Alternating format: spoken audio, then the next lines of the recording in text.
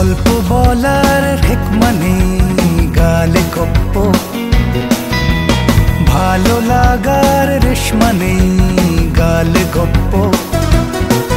চেনা অচেনা কাহিনী ভাষায় বোনা, বন্ধু তার ভাষা খুঁজে নে গাল গপ্প, গাল গপ্প, গাল গপ্প।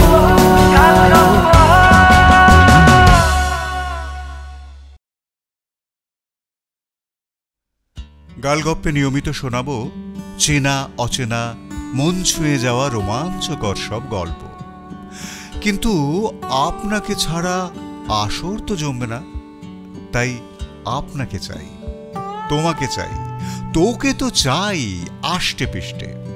সাবস্ক্রাইব করে বেল আইকনটা ক্লিক করে দিলেই মেতে উঠব গালগপ্পে, সবাই একসঙ্গে। গালগপ্প।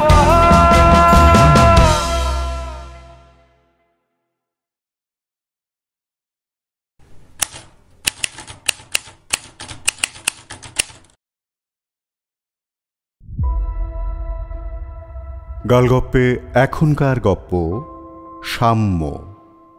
রচনা অভিজিৎ চক্রবর্তী। আবহ বিশ্বদীপ বিশ্বাস। শব্দগ্রহণ অপু আইচ। সামগ্রিক পরিকল্পনায় আমি দীপঙ্কর। শুনছেন সাম্য।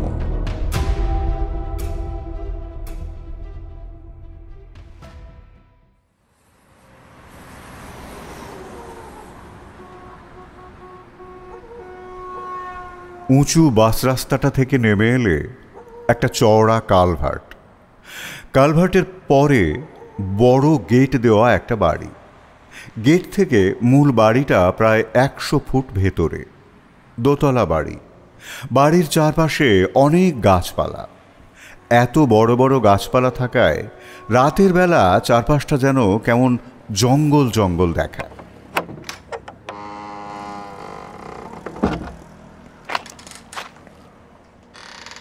বাড়িটা থেকে একজন মধ্যবয়স্ক লোক বেরিয়ে এলেন। তার হাবভাবে কেমন যেন একটা ভয় ভয় ভাব জড়িয়ে আছে। চকিতে চারদিকে একবার নজর চালিয়ে বাস রাস্তায় উঠে এলেন তিনি। রাস্তায় একটা বাইক দাঁড় করানো। হেলমেটটা মাথায় চাপিয়ে দ্রুত বাইকে বসলেন, কিন্তু স্টার্ট দিতে গিয়ে দেখলেন বাইক স্টার্ট নিচ্ছে না। কয়েকবার চেষ্টা করার পর বাইক থেকে নামলেন। তখনই চোখে পড়ল কে যেন কেটে দিয়ে গেছে বাইকের সব তার এবং পাইপ। ভয়ে তার মুখ ফ্যাকাশে হয়ে গেল। এ কি, বাইকটার এ হাল কে করলো? তাহলে কি? তিনি একবার জিভ দিয়ে শুকনো ঠোঁটটা চেটে নিলেন। তারপর আবার ভয়ার্ত চোখে চারপাশটা দেখলেন। তারপর বাইকটা সেখানেই রেখে দিয়ে দৌড়তে লাগলেন। একটু আগে বৃষ্টি হয়ে গেছে, রাস্তায় অল্প অল্প জল জমে আছে। উনি অনভ্যস্ত শরীরে ছপছপ করে দৌড়তে লাগলেন। মাঝে মাঝে রাস্তা দিয়ে গাড়ি যাচ্ছে। উনি গাড়ি দেখলেই দুহাত তুলে দাঁড় করাবার চেষ্টা করছেন। এই এই রোকো রোকো রোকো! কিন্তু রাতের ফাঁকা রাস্তায় গাড়িগুলো ওঁকে দেখে আরও বেশি স্পিড তুলে বেরিয়ে যাচ্ছে। শেষ পর্যন্ত একটা সাদা রঙের গাড়ি ওকে দেখে দাঁড়ালো। তিনি ড্রাইভারের জানলার কাছে ঝুঁকে বলতে শুরু করলেন, আমায় একটু একটু লিফট দেবেন প্লিজ। দেখুন দেখুন, আমার খুব বিপদ। আমি আমি বলা শেষ হলো না, তার আগেই গাড়ি থেকে দুজন নেমে এসেছে। তারা জোর করে ওকে গাড়িতে তুলে নিল। আরে আরে আপনারা কারা? মধুবাবুর লোক? হ্যাঁ, এভাবে আমাকে গাড়িতে তুলছেন কেন? বাঁচাও বাঁচাও! ওর চিৎকার চতুর্দিকে ছড়িয়ে পড়ল, কিন্তু কেউ তাকে সাহায্য করতে এগিয়ে এলো না। গাড়িটা ওকে নিয়ে চলে গেল।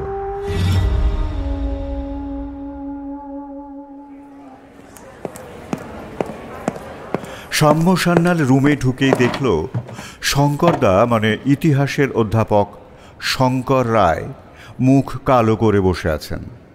কি হলো শঙ্করদা, অন্ধকারাচ্ছন্ন মুখ কেন? না, তেমন কিছু নয়। পাশ থেকে অঙ্কের অধ্যাপক প্রবীরবাবু ফুট কাটলেন। তখন থেকে দেখছি আপনি চুপচাপ বসে আছেন। এভাবে চুপচাপ বসে থাকার লোক তো আপনি নন।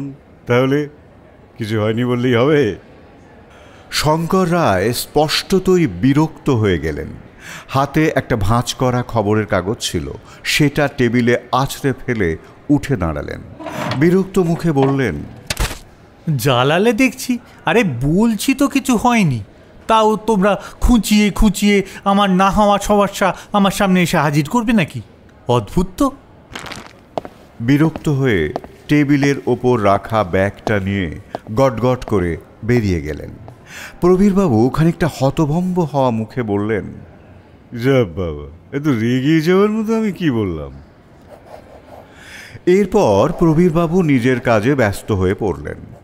সাম্য ব্যাগ থেকে একটা বই বের করে তার ওপর হুমড়ি খেয়ে পড়ল।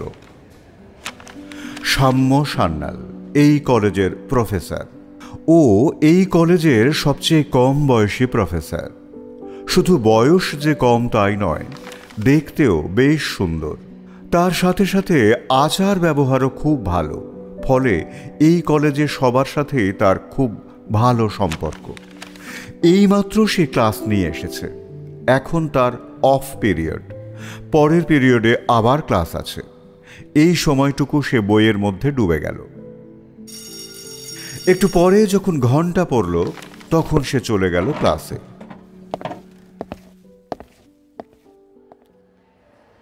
ক্লাস শেষে যখন ফিরে আসছে, তখন আর শঙ্করবাবুর কথা তার মনে নেই।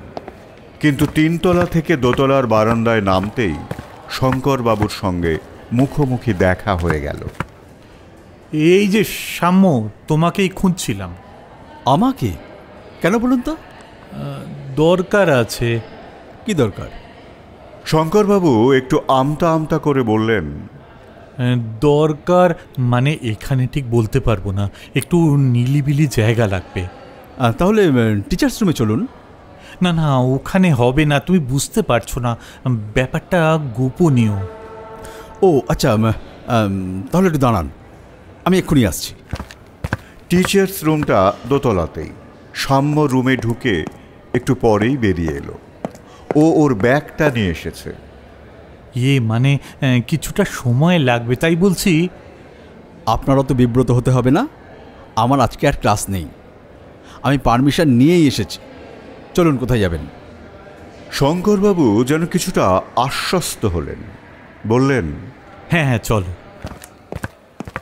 কলেজ থেকে বেরিয়ে একটা টোটো ধরে কিছুটা যাওয়ার পর শঙ্করবাবু নেমে পড়লেন।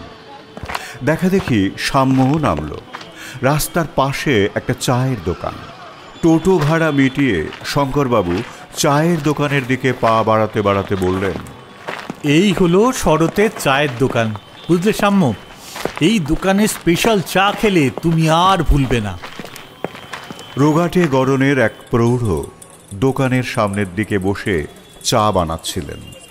এই কথায় তিনি দাঁত বের করে হেসে বললেন, বসেন স্যার, উনুনে মাত্র কয়লা দিন, এক্ষুনি ধরে যাবে।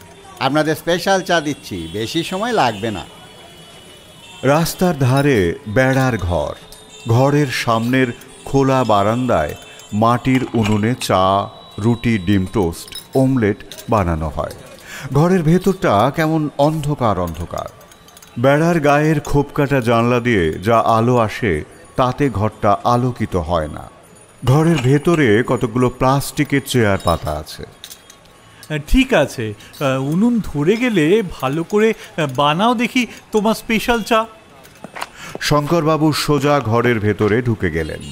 সাম্য পেছন পেছন ঘরে ঢুকল। এই সময়ে চায়ের দোকানে একমাত্র দোকানদার শরৎ ছাড়া আর কেউ নেই। এক কোণের একটা টেবিলে ওরা দুজনে মুখোমুখি বসল। বিনা ভূমিকায় শঙ্করবাবু শুরু করে দিলেন। শরৎ যাতে শুনতে না পায় এমন স্বরে বললেন, নবীন মাধব পাল আমার বন্ধু। তুমি যেমন শখের ধাঁধা বিশেষজ্ঞ, তেমনি নবীন শখের আর্কিওলজিস্ট। যত রাজ্যের পুরনো মূর্তি, পুঁথিঘাটা আর পুরনো মন্দিরগুলোতে ঘুরে বেড়ানো ওর হবি। আমি একটা কলেজের ইতিহাসের অধ্যাপক বলে ওর ধারণা এই বিষয়ে আমার বুঝি অগাধ জ্ঞান। আমাকে মাঝে মাঝেই বিভিন্ন মূর্তির পুঁথির ছবি পাঠায়, তবে আমি ওকে কোনো দিন নিরুৎসাহিত করিনি। আমি আমার সাধ্যমতোই ওকে সাহায্য করেছি। এক নাগারে এতগুলো কথা বলে শঙ্করবাবু একটু থামলেন। তারপর দরজার দিকে তাকিয়ে একটু গলা তুলে বললেন, এখনো উনুন ধরল না? উত্তর এলো, হ্যাঁ ধরেছে, এক্ষুনি দিচ্ছি। শঙ্করবাবু আবার সাম্যর দিকে ফিরে আগের মতো স্বরে বলতে লাগলেন, কদিন আগে নবীন আমাকে ফোন করে বলল ওর হাতে নাকি অত্যন্ত গুরুত্বপূর্ণ একটা ঐতিহাসিক জিনিস এসেছে। ওটা নিয়ে গবেষণা করলে নাকি ইতিহাস অন্যরকমভাবে লেখা হবে। হ্যাঁ, সে কি কথা? হ্যাঁ, তাই তো বলল। জিনিসটা কি? সেটা জানি না, আমাকে দেখাবে বলেছিল। দুদিন আগে সন্ধেবেলায় আমার বাড়িতে এসেছিল। আমি তখন বাড়িতে ছিলাম না, বসার ঘরে কিছুক্ষণ বসে থেকে তারপর চলে যায়। পরে আমি বাড়ি ফিরে দেখি আমাকে হোয়াটসঅ্যাপ মেসেজ পাঠিয়েছে। এদিকে আমার বাড়ির সামনে দুদিন ধরে একটা বাইক দাঁড়িয়ে। আজকে সকালে পুলিশ এসেছিল, বলল ওই বাইকটা নাকি নবীনের। আর যেদিন সন্ধেবেলাও আমার বাড়ি এসেছিল সেদিন থেকেই ওকে আর খুঁজে পাওয়া যাচ্ছে না। ওরে বাবা, তাহলে? কথাটা শুনে সকাল থেকে আমি তো ভীষণ টেনশনে পড়ে গেছি ভাই। তাই বলবো না করেও তোমাকে বলে ফেললাম। কথাটা কাউকে জানাতেও পারছি না, বুঝতে পারছি না কোনো ঝামেলায় জড়িয়ে পড়বো না তো। কিন্তু আপনি আমাকেই বা জানাতে গেলেন কেন? তুমি তো ধাঁধা নিয়ে অনেক চর্চা করো। মাঝে মাঝেই স্টাফরুমে এসে আমাদেরকে বিভিন্ন রকম ধাঁধা জিজ্ঞেস করে চমকে দাও। তোমাকে আমরা আড়ালে আবডালে ধাঁধা বিশেষজ্ঞ বলেও ডাকি। তাই ভাবলাম তোমাকে একবার জিজ্ঞেস করে দেখি। ধাঁধা? নবীনবাবুর নিখোঁজ হওয়ার সঙ্গে ধাঁধা আর কি সম্পর্ক? ওই দেখো, তোমাকে তো আসল কথাটাই বলা হয়নি। সেদিন সন্ধেবেলা ও আমাকে হোয়াটসঅ্যাপ করেছিল বললাম না? হ্যাঁ, বললেন তো যে আপনার বাড়িতে এসেছিলেন উনি, কিন্তু আপনার সাথে দেখা হয়নি। পরে আপনি বাড়িতে এসে দেখেন যে আপনার ফোনে ওনার ফোন থেকে একটা হোয়াটসঅ্যাপ এসেছে। হ্যাঁ, সেই হোয়াটসঅ্যাপে ও আমাকে একটা ধাঁধা পাঠিয়েছে। ধাঁধা? হ্যাঁ, মানে কতগুলো কবিতার লাইন পড়ে তো ধাঁধা বলেই মনে হচ্ছে। আমি একটু দেখতে পারি? হ্যাঁ, তোমাকে দেখাবো বলেই তো এখানে নিয়ে আসলাম। দাঁড়াও, দেখাচ্ছি। এ কথা বলেই শঙ্করবাবু মোবাইলটা বের করার জন্য পকেটে হাত দিলেন। এদিকে দোকানদার শরৎ 2 কাপ চা এবং 2টো প্লেটে 2টো অমলেট দিয়ে গেল। সেটা দেখে শঙ্করবাবু বললেন, হো, অমলেটও করেছো দেখছি।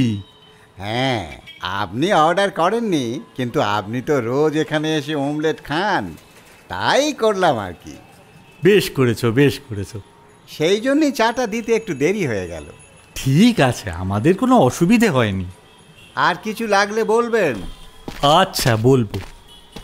দোকানদার সেখান থেকে সরে যেতেই শঙ্করবাবু মোবাইলের হোয়াটসঅ্যাপ খুলে নির্দিষ্ট মেসেজটা দেখালেন। সাম্য দেখল সেখানে লেখা আছে, তুমি যবে নিজেকে দেখো, দেখো তার পশ্চাতে, ভারী বিপদ মাথায় রেখো, বলি সব সাক্ষাতে। মোবাইলটা ফেরত দিতে দিতে সাম্য বলল, সত্যি দাদা বলেই তো মনে হচ্ছে। এখন আমার কি করা উচিত বলো তো? পুলিশকে যা যা হয়েছে সব কিছু কি বলেছেন? হ্যাঁ, বলেছি। আর হোয়াটসঅ্যাপে এই মেসেজটার কথা বলেছেন? হ্যাঁ, বলেছি। কেন, তাতে কিছু ভুল হয়েছে? না, ভুল হয়নি, বরং পুলিশকে না জানালেই সেটা ভুল হতো। তাহলে এখন কি করব বলো তো? আমার তো কিছুতেই কিছু মাথায় আসছে না। এদিকে নবীনটার জন্য ভীষণ চিন্তাও হচ্ছে, ও খুব একগুঁয়ে টাইপের। কেউ কি ওর কোনো ক্ষতি করে দিল? চিন্তা হওয়াটা স্বাভাবিক, বিশেষ করে ও হঠাৎ এরকম হেয়ালির মতন একটা মেসেজ করলেন কেন উনি, এই প্রশ্নটাই এখন আমার মাথায় ঘুরপাক খাচ্ছে। ও তোমার মতো ধাঁধা হেয়ালি এগুলো খুব পছন্দ করে, মুখে মুখে হেয়ালি বানাতে ওস্তাদ। কিন্তু এই গুরুত্বপূর্ণ কথাটা তো আমাকে সরাসরি বলতে পারত। হয়তো সরাসরি বলতে পারার কিছু অসুবিধা ছিল। আমাকে সরাসরি বলতে পারার মধ্যে কি অসুবিধা থাকতে পারে? আপনাকে বলতে পারা নয়, হয়তো আপনার বন্ধু অন্য কিছু আন্দাজ করছিল। অন্য কিছু? সেটা কি? সেটা তো এখন আমি ঠিক বলতে পারবো না, তবে ধাঁধাই বলুন আর হেয়ালেই বলুন, এর মধ্যে কিন্তু আপনার বন্ধু একটা বিপদের কথা বলেছেন। হ্যাঁ, এই তো লিখেছে, ভারী বিপদ মাথায় রেখো, কিন্তু সেটা যে কেমন বিপদ তা তো বুঝতে পারছি না। দুজনেই একটু চুপচাপ। তারপর শঙ্করবাবু বললেন, ভাই, তুমি আমাকে একটু সাহায্য করো। আমার মনে হয় পুলিশই যথেষ্ট। আপনি তো পুলিশকে সব বলেছেন, দেখবেন ওরাই ঠিক আপনার বন্ধুকে খুঁজে বার করে আনবে। আমার ভয় করছে, যদি নবীনের খারাপ কিছু হয়ে যায়, যদি পুলিশ ওকে খুঁজে না পায়। না না, এখনই অত খারাপ কিছু ভাববেন না। পুলিশ আজকে আমাদেরকে জিজ্ঞাসাবাদ করে গেছে, প্রয়োজনে আবার আসবে বলেছে। পুলিশ যা যা জিজ্ঞেস করবে সে প্রশ্নগুলোর সঠিক উত্তর আপনার যা জানা আছে সেগুলোই বলবেন। যে প্রশ্নের উত্তর জানেন না আন্দাজে সে প্রশ্নের উত্তর দিতে কিন্তু যাবেন না। উত্তর জানা না থাকলে সরাসরি জানেন না বলে দেবেন। সে তো ঠিকই আছে, কিন্তু তুমি আমাকে একটু হেল্প করতে পারবে না? আমি এক্ষেত্রে আপনাকে কিভাবে হেল্প করব বলুন? আমি তো আর আপনার বন্ধুকে খুঁজে এনে দিতে পারবো না। সেটার দরকার নেই, সেটা পুলিশ যা পারে করবে। আমার তো এই লেখাটা কিছুই মাথায় ঢুকছে না। আমার রিকোয়েস্ট, তুমি যদি একটু দেখো লেখাটা, যদি কোনো অন্তর্নিহিত মানে থাকে। আচ্ছা বেশ, আপনি বরং এই লেখাটা আমাকে ফরওয়ার্ড করে দিন। আমি আজকের দিনটা বাড়ি থেকে একটু ভাবি, যদি কিছু বুঝতে পারি আপনাকে জানাবো। হ্যাঁ হ্যাঁ, এই যে আমি তোমাকে এক্ষুনি লেখাটা পাঠিয়ে দিচ্ছি। শঙ্করবাবু মোবাইলটা হাতে তুলে নেন। এরপর এ বিষয়ে আরও কিছু মামুলি কথাবার্তা হয়। তারপর এক সময় তারা চায়ের দোকান থেকে বেরিয়ে আসেন। সাম্য ক্লাসে পড়াচ্ছিল। তার কথার মাঝখানেই ক্লাস শেষের বেল বেজে ওঠে। সে তার বক্তব্য থামিয়ে বলে, ঠিক আছে, আজকে তাহলে এইটুকুই থাক, পরেরটুকু আবার এর পরের ক্লাসে হবে নাকি? স্টাফ রুমে এসে বসতেই মোবাইলটা বেজে উঠল। হ্যালো। হ্যাঁ, শঙ্করদা বলছি। আমি কিছুক্ষণ আগে আপনাকে ফোন করেছিলাম, রিং হয়ে হয়ে কেটে গেল। তোমার মিস কল দেখেই ফোন করলাম। আপনি আজকে কলেজে আসেননি কেন? আর কলেজে কি যাব, ভয় তো আমার হাত পা ঠান্ডা হয়ে যাচ্ছে। কেন, কি হয়েছে? গতকাল রাতে কিছুক্ষণের জন্য আমি আর তোমার বৌদি বাড়িতে ছিলাম না। পরে বাড়িতে ফিরে এসে দেখি বাড়িতে চোর ঢুকেছিল, সব জিনিস একেবারে লণ্ডভণ্ড করা। সে কি কথা? কিছু কি চুরি হয়েছে? অল্প কিছু টাকা পয়সা বাড়িতে ছিল, গয়নাগাটি আমি বাড়িতে রাখিই না। যেটুকু টাকা পয়সা ছিল সেইটুকুই চুরি হয়েছে। তার উপরে আজকে সকালে যখন কলেজ যাওয়ার জন্য তৈরি হচ্ছিলাম, এমন সময় ফোনটা বেজে ওঠে। দেখি আননোন একটা নাম্বার, কোনো ল্যান্ডলাইনের নাম্বার থেকে ফোনটা এসেছে। কলটা রিসিভ করলাম। উল্টো দিক থেকে একটা লোক নাকি সুরে ধমক দিয়ে আমাকে বলল, আমার কাছে নাকি অত্যন্ত দামি একটা জিনিস আছে, আগামীকাল আবার আমাকে সে কল করবে, তখন আমাকে জিনিসটা দিয়ে দিতে হবে। দামি জিনিস? সেটা কি জিনিস? আরে ঘোড়ার ডিম, সেটাই তো জানি না। আমি জিজ্ঞেস করতে যাব তার আগেই ফোনটা কেটে দিল। যা বাবা, আপনি যদি নাই জানেন যে আপনার কাছে কোন দামি জিনিসটা আছে, তাহলে আপনি সেটা ফেরত দেবেন কেমন করে? সেটা তো একটা প্রশ্ন ঠিকই, কিন্তু তার সাথে সাথে আরও একটা কথা, আমার কাছে তো কারো কোনো জিনিস আছে বলে আমার মনে পড়ে না। আমি কারো কোনো দামি জিনিস কোনোদিন নিইনি। দামি জিনিস বাদ দাও, আমি কারো থেকে কোনো কম দামি জিনিসও নিইনি। যা আছে সব তো আমার জিনিস। এর মধ্যে থেকে কেউ কোন জিনিস চাইছে আর কেনই বা চাইছে কিছুই তো বুঝতে পারছি না। আর চাইলেই বা আপনি আপনার জিনিস দেবেন কেন? সেটাই তো। পুলিশকে কথাটা জানিয়েছেন? হ্যাঁ, জানিয়েছি। ওরা কি বলল? ওরা বলল গতকালের কাজটা কোনো ছেঁচড়া চোরের কাজ, আর আজকের ফোনটাকে ওরা তো তেমন গুরুত্বই দিল না। বলল তেমন কিছু বিপদ হবে না, তবে সাবধানের তো মার নেই, তাই কয়েকটা দিন যেন আমি একটু সাবধানে থাকি। সেজন্য আপনি আজকে কলেজে আসেননি? আমি ভীতু মানুষ, সত্যি ফোন কলটা পেয়ে বেশ ঘাবড়ে গেছি। খুব স্বাভাবিক, কারণ আপনার মাথার মধ্যে এমনিতেই আপনার বন্ধুর ব্যাপারটা ঘুরছে, তারপর এবার এমন একটা হুমকি দেওয়া ফোন। হ্যাঁ, ঠিকই বলেছ। যাই হোক, তুমি কেন ফোন করেছিলে বলো? আপনার বাড়িতে একবার যেতে চাই। আপনার ঠিকানাটা একবার দিন তো, আর কিভাবে যেতে হবে সেটা বলে দিন। শঙ্করবাবু তার ঠিকানা বলে দিলেন এবং কিভাবে গেলে সুবিধা হবে তার বিস্তারিত বিবরণ দিলেন। সব শেষে জিজ্ঞাসা করলেন, তুমি কখন আসছো? আজ বিকেলেই একবার যাবো ভাবছি। কেন, অসুবিধা হবে গেলে? আরে না না, কি যে বলো, অসুবিধা হবে কেন? আমি তো সারাদিন বাড়ির ভেতরেই থাকবো, চলে এসো। কিন্তু বিকেলে যাওয়ার কথা বললেও যেতে যেতে প্রায় সন্ধে হয়ে গেল। তখন ঘড়িতে 6টা বাজতে আর কয়েক মিনিট মাত্র বাকি। এই সেই বাড়ি। উঁচু বাস রাস্তা থেকে একটু নামলেই চওড়া বড় কালভার্ট। কালভার্ট পেরোলেই শঙ্করবাবুর বাড়ি। আজকে গেটটা বন্ধ, ভেতর থেকে তালা লাগানো। সাম্য দেখতে পেল গেটে কলিং বেলের সুইচ আছে। সে বেল বাজিয়ে মিনিটখানিক দাঁড়াতেই শঙ্করবাবু চাবি হাতে এগিয়ে এলেন। সাম্যকে দেখে একটু হেসে বললেন, এসো এসো, আমরা তোমার জন্যই অপেক্ষা করছি, ভেতরে এসো। তালা খুলে দিলেন। সাম্য ভেতরে ঢুকতেই আবার গেটটা বন্ধ করে তালা দিয়ে দিলেন। সাম্য জিজ্ঞাসা করল, গেটে কি সবসময় তালা দেওয়া থাকে? না না, অন্যদিন গেটটা খোলাই থাকে, আজকে তালা দিয়ে রেখেছি যাতে কেউ যখন তখন হুট করে ঢুকে না পড়তে পারে। গেট বন্ধ হয়ে গেলে দুজনে মিলে ভেতরে চলে এলেন। বসার ঘরে এসেই সাম্য বলল, এটাই কি আপনার বসার ঘর? হ্যাঁ, এটাই বসার ঘর। নবীনবাবু যেদিন এসেছিলেন সেদিন কি এই ঘরেই বসেছিলেন?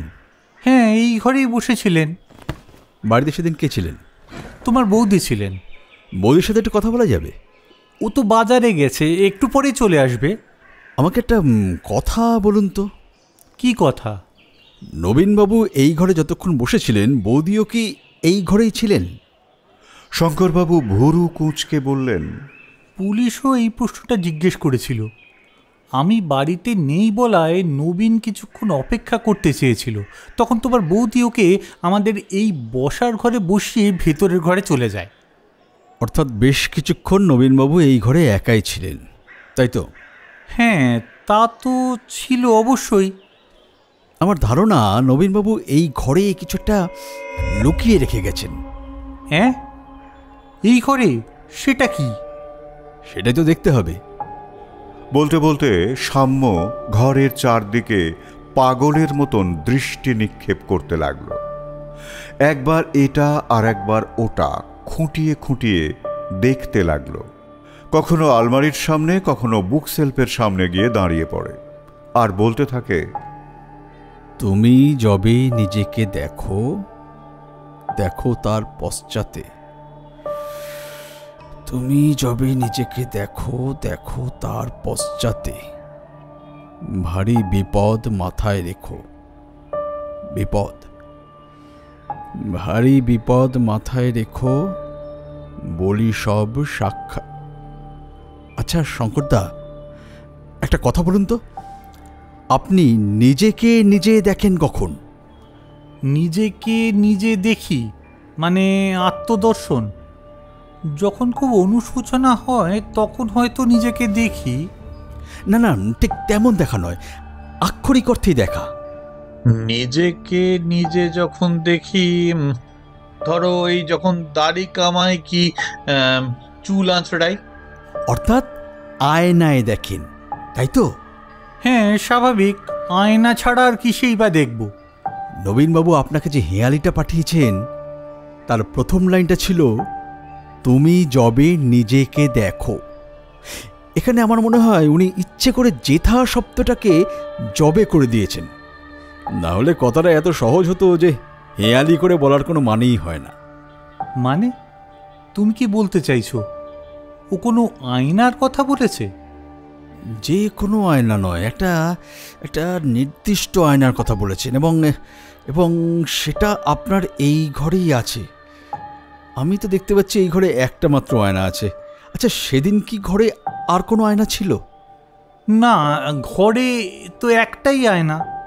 তাহলে এই আয়নার পেছনে কিছু আছে। এই আয়নার পেছনে? হ্যাঁ, হেঁয়ালি তো পেছনে দেখার কথা বলা হয়েছে।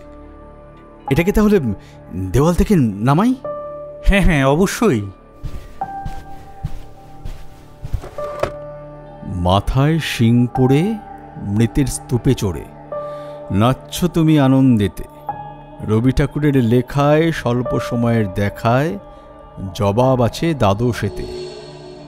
সাম্যর গলায় ছড়াটা শুনে শঙ্করবাবু অবাক হয়ে বললেন, এটা কি? আবার একটা হেঁয়ালি। একটা নয়, দুটো। ওই দেখো, ওই কোণে লাল কালিতে খুদে খুদে অক্ষরে আরও একটা কবিতা লেখা। এটাও মনে হচ্ছে হেঁয়ালি। সাম্য আয়নাটাকে চোখের সামনে এনে ক্ষুদ্র ক্ষুদ্র অক্ষরে লেখা কবিতাটাকে পড়ল।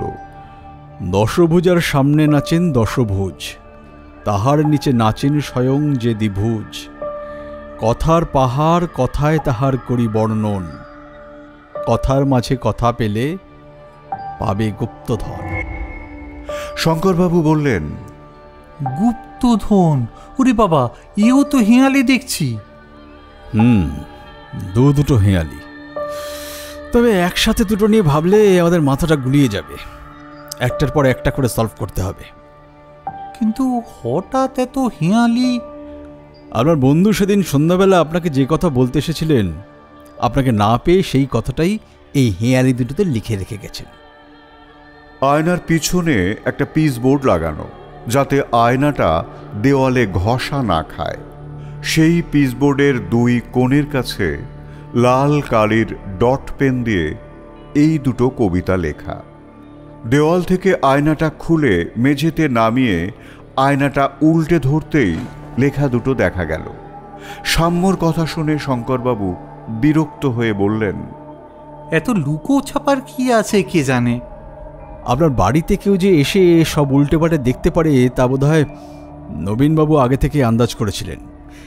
তিনি সম্ভবত সন্দেহ করেছিলেন যে কেউ ওকে ফলো করছে, তাই ওকে ফলো করতে করতেই এই বাড়িতে তারা এসে পৌঁছতে পারে। আর ওর সন্দেহ যে ঠিক ছিল তা তো এখন প্রমাণিত। তুমি বলতে চাইছো নবীন আমার বাড়িতে এসেছিল বলেই গতকাল রাতে আমার বাড়িতে চোর এসেছিল? একদমই তাই, তবে চোর নয়, ডাকাত। নবীনবাবুর কাছে খুব সম্ভবত মহামূল্যবান কিছু একটা আছে, আর সেই মূল্যবান জিনিসটা যে নবীনবাবুর কাছে আছে সেটা এই ডাকাত দল জানে। তবে এটাও ঠিক যে তারা নবীনবাবুর কাছ থেকে এখনও জিনিসটার উদ্ধার করতে পারেনি, তাই তারা গতকাল রাতে এই বাড়িটা ফাঁকা পেয়ে সব উল্টে পাল্টে সেই মূল্যবান জিনিসটাই খুঁজে গেছে। বাড়িতে সেটা না পেয়ে সকালে আমাকে হুমকি দিয়ে ফোন করেছে। ইস, কালকে যদি বাড়িতে থাকতাম। আমার তো মনে হয় উল্টোটা। ভাগ্যিস কাল আপনারা বাড়িতে ছিলেন না, যদি থাকতেন তাহলে হয়তো খুন হয়ে যেতেন। খুন?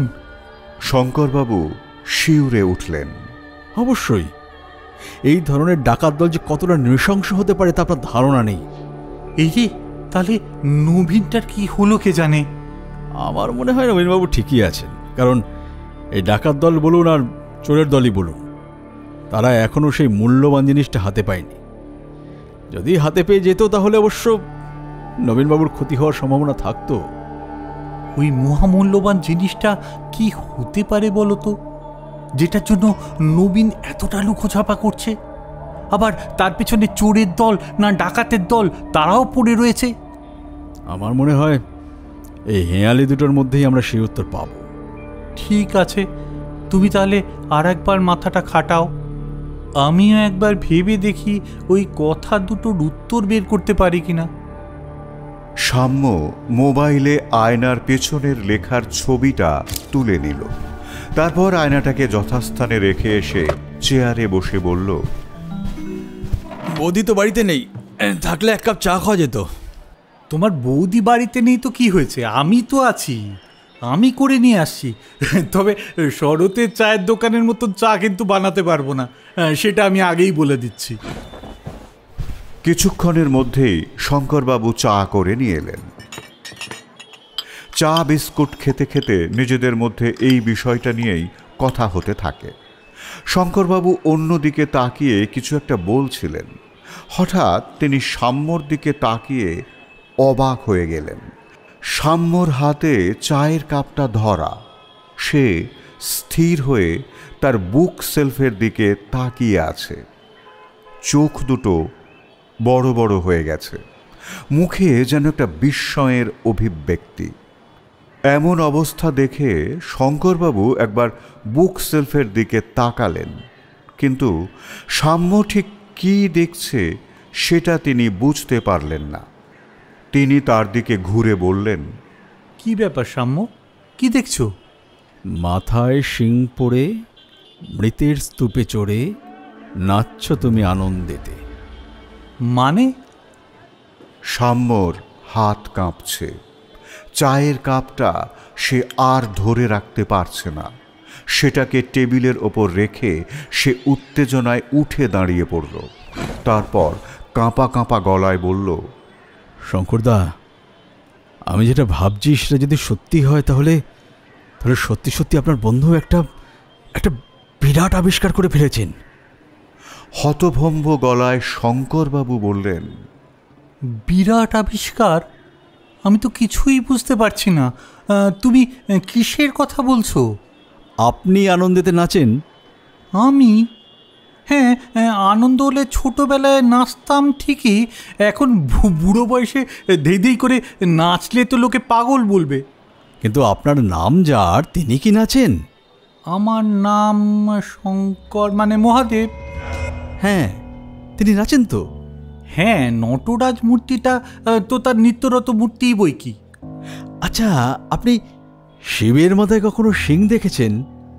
শিবের মাথায় শিং? কি জানি, ঠিক মনে করতে পারছি না। দেখেছেন, একটু মনে করার চেষ্টা করুন, ঠিক মনে পড়বে। না, মনে করতে পারছি না। আচ্ছা দাঁড়ান, আপনাকে দেখাচ্ছি। সাম্য শঙ্করবাবুর বুক সেলফ থেকে একটা বই বের করে নিয়ে এলো। বইটি সামনে ধরে বলল, এটা দেখে বলুন তো, এবার কিছু বুঝতে পারছেন কি না? বইটাকে সামনে রেখে শঙ্করবাবু কিছুক্ষণ ভ্রু কুঁচকে সেটার দিকে তাকিয়ে থাকলেন। তারপর তিনিও উত্তেজনায় উঠে দাঁড়িয়ে পড়লেন। বললেন, কি বলছো? এটা নবীন আবিষ্কার করেছে? আমার তো তাই মনে হয়। তুমি এত বড় একটা সিদ্ধান্তে কি করে পৌঁছচ্ছ? এটা তো অন্য কিছুও হতে পারে, বা অন্য জায়গারও হতে পারে। আপনি দ্বিতীয় লাইনটা খেয়াল করুন, মৃতের স্তূপে চড়ে। মৃতের স্তূপ, কিছু বুঝতে পারছেন? মহেঞ্জোদারো? হ্যাঁ, আমার তাই মনে হয়। কিন্তু এই জিনিস নবীনের কাছে এলো কি করে? এই প্রশ্নটার উত্তর তো আমার কাছে ক্লিয়ার নয়। আমার মনে হয় আমরা প্রথম হেয়ালের প্রথম অংশটা বুঝতে পেরে গেছি। এই হেয়ালের দ্বিতীয় অংশে নিশ্চয়ই এই প্রশ্নের উত্তর আছে। শঙ্করবাবু হেয়ালের দ্বিতীয় অংশটা আর একবার আবৃত্তি করলেন। রবি ঠাকুরের লেখায় স্বল্প সময়ের দেখায় জবাব আছে দ্বাদশেতে। এর মানে কি হতে পারে? সাম্য বলল, দাঁড়ান, ঠান্ডা মাথায় এটা ভাবতে হবে। তার সঙ্গে আবার আরেকটা হিয়ালিও আছে। তার আগে চাটা খেয়ে নাও, ওটা ঠান্ডা হয়ে যাচ্ছে। চা খেয়ে আরও কিছুক্ষণ এই নিয়ে আলাপ আলোচনা চলল, কিন্তু হেঁয়ালির দ্বিতীয় অংশ বা দ্বিতীয় হেঁয়ালিটা কিছুতেই পরিষ্কার হলো না। শেষে একসময় সাম্য বলল, না, আজকে আর কিছু হবে না, আমি বরং এখন উঠি। সাম্য যখন শঙ্করবাবুর বাড়ি থেকে বিদায় নিয়ে বেরোতে যাবে, ঠিক সেই সময় বাড়ির সামনেই একটা হৈ হট্টগোল শোনা গেল। কয়েকজন মিলে শঙ্করবাবুর স্ত্রী চয়নিকাকে ধরাধরি করে নিয়ে আসছে।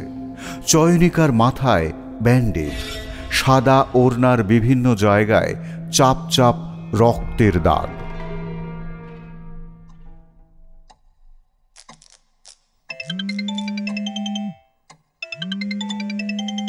হ্যালো হ্যালো, কিছু খবর আছে? না স্যার, এখনো তেমন কিছু খবর পাইনি। ওহ, হোপলেস, সব অপদার্থের দল। না স্যার, আমরা আমাদের সাধ্য মতন চেষ্টা করে যাচ্ছি স্যার। ঠিকানা বলে দেওয়া হয়েছে, তাও তোরা একটা সামান্য জিনিস উদ্ধার করতে পারছিস না, অথচ বলে যাচ্ছিস তোরা নাকি সব সাধ্য মতো চেষ্টা করছিস। এবার কি জিনিসটা উদ্ধার করতে আমাকে নিজেকে যেতে হবে নাকি? না না স্যার, আমরা সত্যিই চেষ্টা করছি। জিনিসটা যদি এখানে থাকে তাহলে অবশ্যই আপনি পেয়ে যাবেন স্যার। কিন্তু কতদিনের মধ্যে পাবো? আর কত অপেক্ষা করতে হবে আমায়? আর 2 দিন স্যার, আর 2 দিন সময় দিন স্যার। জিনিসটা এখানে থাকলে আমরা আপনাকে 2 দিনের মধ্যেই দিয়ে দেবো। আরো 2 দিন? এটুকু সময় তো লাগবেই স্যার। বেশ, আরো 2 দিন সময় দিলাম তোদের, তার মধ্যে যেন জিনিসটা উদ্ধার হয়ে যায়। ফোনটা রেখে মোটা পল্টু চেয়ারের দিকে ঘুরে দাঁড়ালো। এটা একটা বড় গুদাম ঘর। এই অঞ্চলে অনেকগুলো বড় বড় পরিত্যক্ত ফ্যাক্টরি আছে। সেই রকমই একটা ফ্যাক্টরির গুদাম ঘর এটা।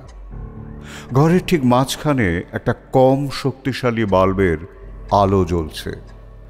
বাল্বের আলোটা পুরো গুদাম ঘরটাকে আলোকিত করতে পারেনি, বরং ভাঙাচোরা জিনিসে ভর্তি মেঝের কিছুটা অংশই গোলাকারে আলোকিত করেছে। এই আলোর বৃত্তের থেকে একটু দূরে আধো অন্ধকারে একটা বড় লোহার চেয়ারে একজন বসে আছে। বসে আছে বলা ভুল, বরং বলা ভালো তাকে বসিয়ে রাখা হয়েছে।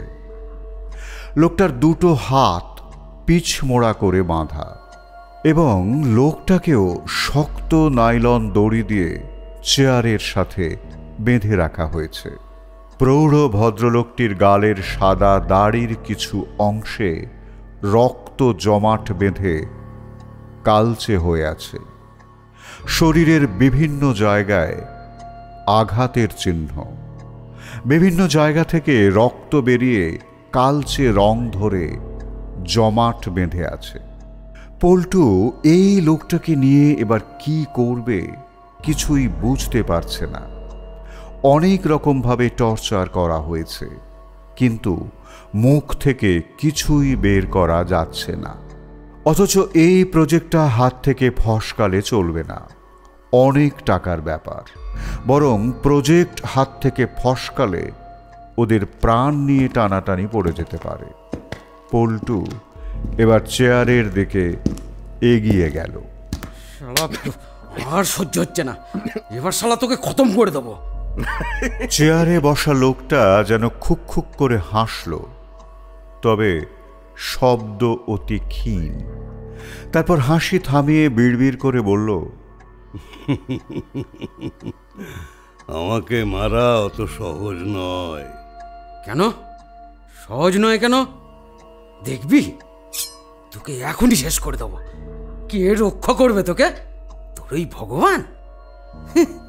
ওই ভগবান তোকে রক্ষা করতে আসবে? কেউ রক্ষা করতে আসবে না। যদি কেউ রক্ষা করতে পারে সেটা হলো আমি। তোকে আমি যা যা জিজ্ঞেস করছি তার ঠিক ঠিক উত্তর দে, না হলে এই বিশ্ব ব্রহ্মাণ্ডে কোনো ভগবান এখন আর বাঁচাতে পারবে না। তোর মৃত্যু আসন্ন। চেয়ারে বাঁধা লোকটি সেই আগের মতন খুব কষ্টে বিড়বিড় করার মতো করে আওয়াজে অথচ স্পষ্ট উচ্চারণে বললেন, ত্রম্বকং যজামহে সুগন্ধিং পুষ্টিবর্ধনম উর্বারুকমিব বন্ধনামৃত্যুর্মুক্ষ্যমহমৃতৎ। ত্রম্বকং যজামহে সুগন্ধিং প্রতিবেদনম উর্বারুকমিব বন্ধনাদিত মুক্ষ্যমামুতঃ। আবার তোর সেই অংবংশং শুরু হয়ে গেল। বেঁচে থাকার ইচ্ছা আছে নাকি নেই? তোমার কি বেঁচে থাকার ইচ্ছে আছে? কি আমাকে চোখ রাঙানি? তুই কে রে? এখানে ইঁদুরের মতন মারলে তোকে আবার কে বাঁচাবে? নেহাত এতগুলো টাকার মামলা, নয়তো পল্টু কাউকে এত সময় দেয় না। কখন তোকে ফৌত করে দিতাম। কত টাকা? কি শুনতে পেলাম না, কি বললি? বলছি কত লক্ষ টাকা। লক্ষ? তুই যেন লক্ষ লক্ষ টাকা নিয়ে ডিল করিস। লক্ষ না, কোটি। হ্যাঁ, কোটি? হ্যাঁ, কোটি। তুই যার হয়ে কাজ করছিস সে আমাকে আটকে রেখে আমার কাছ থেকে খবর বের করার জন্য কত টাকা দেবে বলেছে? 30,000। মাত্র? মাত্র 30,000? অথচ আমার কাছে যে খবরটা আছে সেই খবর পেলে ওই লোকটা তার থেকে কত টাকা পাবে বলতো? কত টাকা? 7 থেকে 8 কোটি। 7-8 কোটি? মিথ্যে কথা। মিথ্যে কথা? আচ্ছা, তাহলে তাই। তুই 30,000 নিয়ে সন্তুষ্ট থাক। আমার সাথে কাজ করলে অনেক বেশি টাকা দেব। কি কাজ? আমার সাথে এক জায়গায় যেতে হবে। তারপর? তারপর সেখানে গিয়ে বলবো। কত টাকা পাবো? এখানে তুই যা পাচ্ছিস তার 100 গুণ টাকা পাবি। 100 গুণ? তার মানে 30 লক্ষ টাকা? হ্যাঁ, তাই পাবি। এত টাকা পাওয়া যাবে? যাবে। আমার কথা মতো কাজ করলে এত টাকা পাওয়া যাবে। আচ্ছা, একটা কথা, এই টাকাটা কিন্তু আমার সুপারি নয়। মানে? মানে হলো আদার্স খরচা আলাদা। আদার্স খরচ? সেটা আবার কি? বাহ, যাতায়াত, থাকা, খাওয়া এসবের খরচা আছে না? আর আমি একা তো নই, আমার দলে কয়েকজনও যাবে। খরচা তো হবেই, সেই খরচা কিন্তু আলাদা দিতে হবে। আর আমি কিন্তু কে আমাকে টাকা দিয়ে আপনাকে আটকেছে তার নাম জানাবো না। আচ্ছা বেশ, তাই হবে। এখন তাহলে আমার বাঁধন খোল। শঙ্করবাবুর বাড়িতে এখন অনেক লোক। চয়নিকাকে বাইরে বসার ঘরেই সোফাতে বসানো হয়েছে। সে কাহিলভাবে সোফায় বসে মৃদু স্বরে কথা বলছে। ঘরে চয়নিকা, শঙ্করবাবু, সাম্য ছাড়াও 5-6 জন কম বয়সী ছেলে রয়েছে। এই ছেলেগুলোই আহত চয়নিকাকে রাস্তা থেকে তুলে ডাক্তারখানায় নিয়ে গেছিল। তারপর ডাক্তারখানা থেকে আবার বাড়িতে নিয়ে এসেছে। এরা সবাই টোটো চালায়। আমি বাজার করে বাড়ি ফিরবো বলে টোটো স্ট্যান্ডের দিকে যাচ্ছিলাম। তোমরা তো জানো টোটো স্ট্যান্ডটা বাজার থেকে কতটা দূরে। মাঝখানে বটতলাটা কেমন অন্ধকার অন্ধকার। আমি বটতলা পার হচ্ছি, এমন সময় একটা কালো গাড়ি পেছন থেকে এসে আমাকে ধাক্কা মারে। আমি ছিটকে গিয়ে পড়ি। গাড়িটা থেকে একজন লোক বলে, তোর স্বামীকে বল জিনিসটা দিয়ে দেয় যেন, না হলে এরপরে আর আস্তে ধাক্কা মারবো না, একেবারে ওপর দিয়ে চালিয়ে দেব। শঙ্করবাবু উত্তেজিত হয়ে বললেন, গাড়ি? কেমন গাড়ি? কালো রঙের একটা গাড়ি, বললাম তো। আরে কালো গাড়ি তো অনেক আছে, নম্বর দেখেছো? নম্বর? চয়নিকা ঝাঁঝিয়ে উঠল। একে তো অন্ধকার রাস্তা, তার উপরে অমন আচমকা ধাক্কা খেয়েছি। নিজেকে সামলাবো নাকি গাড়ির নম্বর দেখব? চয়নিকার এমন ঝাঁঝালো কথা শুনে কম বয়সী ছেলেগুলোর মধ্যে একজন বলল, আচ্ছা বৌদি, আমরা তাহলে আসি। কোনো সমস্যা হলে আমাদের খবর দেবেন। তোমাদের ধন্যবাদ দিয়ে ছোট করব না ভাই, তোমরা আজকে যা করলে তা আমি কোনো দিনও ভুলবো না। না না বৌদি, এভাবে বলবেন না প্লিজ। একজন মহিলা আমাদের সামনে অ্যাক্সিডেন্ট করে রাস্তায় পড়ে থাকবেন আর আমরা হাত গুটিয়ে বসে থাকবো, তা হয় না কখনো। শঙ্করবাবু ওদের বললেন, আপনারা কেউ গাড়িটাকে খেয়াল করেননি? আমরা গাড়িটা দেখেছি, তবে নম্বরটা অত দূর থেকে দেখতে পাইনি স্যার। ও আচ্ছা। শঙ্করবাবুর উত্তেজনা যেন একটু কমে আসে। ছেলেগুলো বেরিয়ে যেতে চায়, এমন সময় চয়নিকা বলে, এই তোমরা একটু দাঁড়াও। তারপর শঙ্করবাবুর দিকে ঘুরে বলল, ওরা এত কিছু করলো, ওদের কিছু টাকা দিয়ে দাও। হ্যাঁ হ্যাঁ, এই যে দি। না না বৌদি, কি বলছেন আপনি? আমরা কি টাকার জন্য এই কাজ করছি? চয়নিকা অসহায়ভাবে বলে, হ্যাঁ আমি জানি ভাই, তোমরা টাকার জন্য করনি, কিন্তু তোমাদের তো এই সময়টা নষ্ট হলো। এর মধ্যে তোমরা তো বেশ কিছু ভাড়াও পেয়ে যেতে পারতে। শুধু শুধু তোমাদের ক্ষতি হবে কেন বলো? আমাদের কিচ্ছু ক্ষতি হয়নি বৌদি। আমাদের এই সময় কি ভাড়া পেতাম তার কি কোনো সিকিউরিটি আছে? আপনি ওসব ভাববেন না, টাকা পয়সা লাগবে না। সমস্যা পড়লে আমাদেরকে অবশ্যই ডাকবেন, ঠিক আছে? এখন আসি তাহলে স্যার, টাটা। ছেলেগুলো বাড়ি থেকে বেরিয়ে গেলে সাম্য উঠে পড়ে। বৌদি, আপনারা এবার থেকে একটু সাবধানে থাকবেন, ব্যাপারটাকে আর হালকাভাবে নেওয়া যাবে না। শঙ্করবাবু বললেন, বাড়িতে ঢুকে প্রথমে সব তছনছ করেছে, সকালে ফোন করে শাসিয়েছে, এখন ওকে গাড়িতে ধাক্কা। হালকাভাবে নেওয়ার তো কোনো সম্ভাবনাই নেই। আমি এক্ষুনি থানায় যাচ্ছি। চয়নিকা বলল, না না, তোমাকে রাস্তায় বেরোতে হবে না। কিন্তু পুলিশকে তো জানাতে হবে ব্যাপারটা। ফোনে জানাও। না না, সব ফোনে হয় না, সরাসরি গিয়েই বলবো। সাম্য বলল, বৌদি ভয় পাবেন না, আমি শঙ্করদার সঙ্গে যাব। হ্যাঁ চলো, কিন্তু আমিও যাব। চয়নিকা শঙ্করবাবুকে একা ছাড়তে চায় না। তাকে অনেক বুঝিয়ে রাজি করিয়ে দুজন থানার দিকে রওনা দিল। এখন অনেক রাত, শুয়ে থেকেও সাম্যর চোখে ঘুম নেই। কেবলই মনে হচ্ছে কিছু যেন একটা চোখের সামনে ছিল, অথচ বোঝা যাচ্ছে না।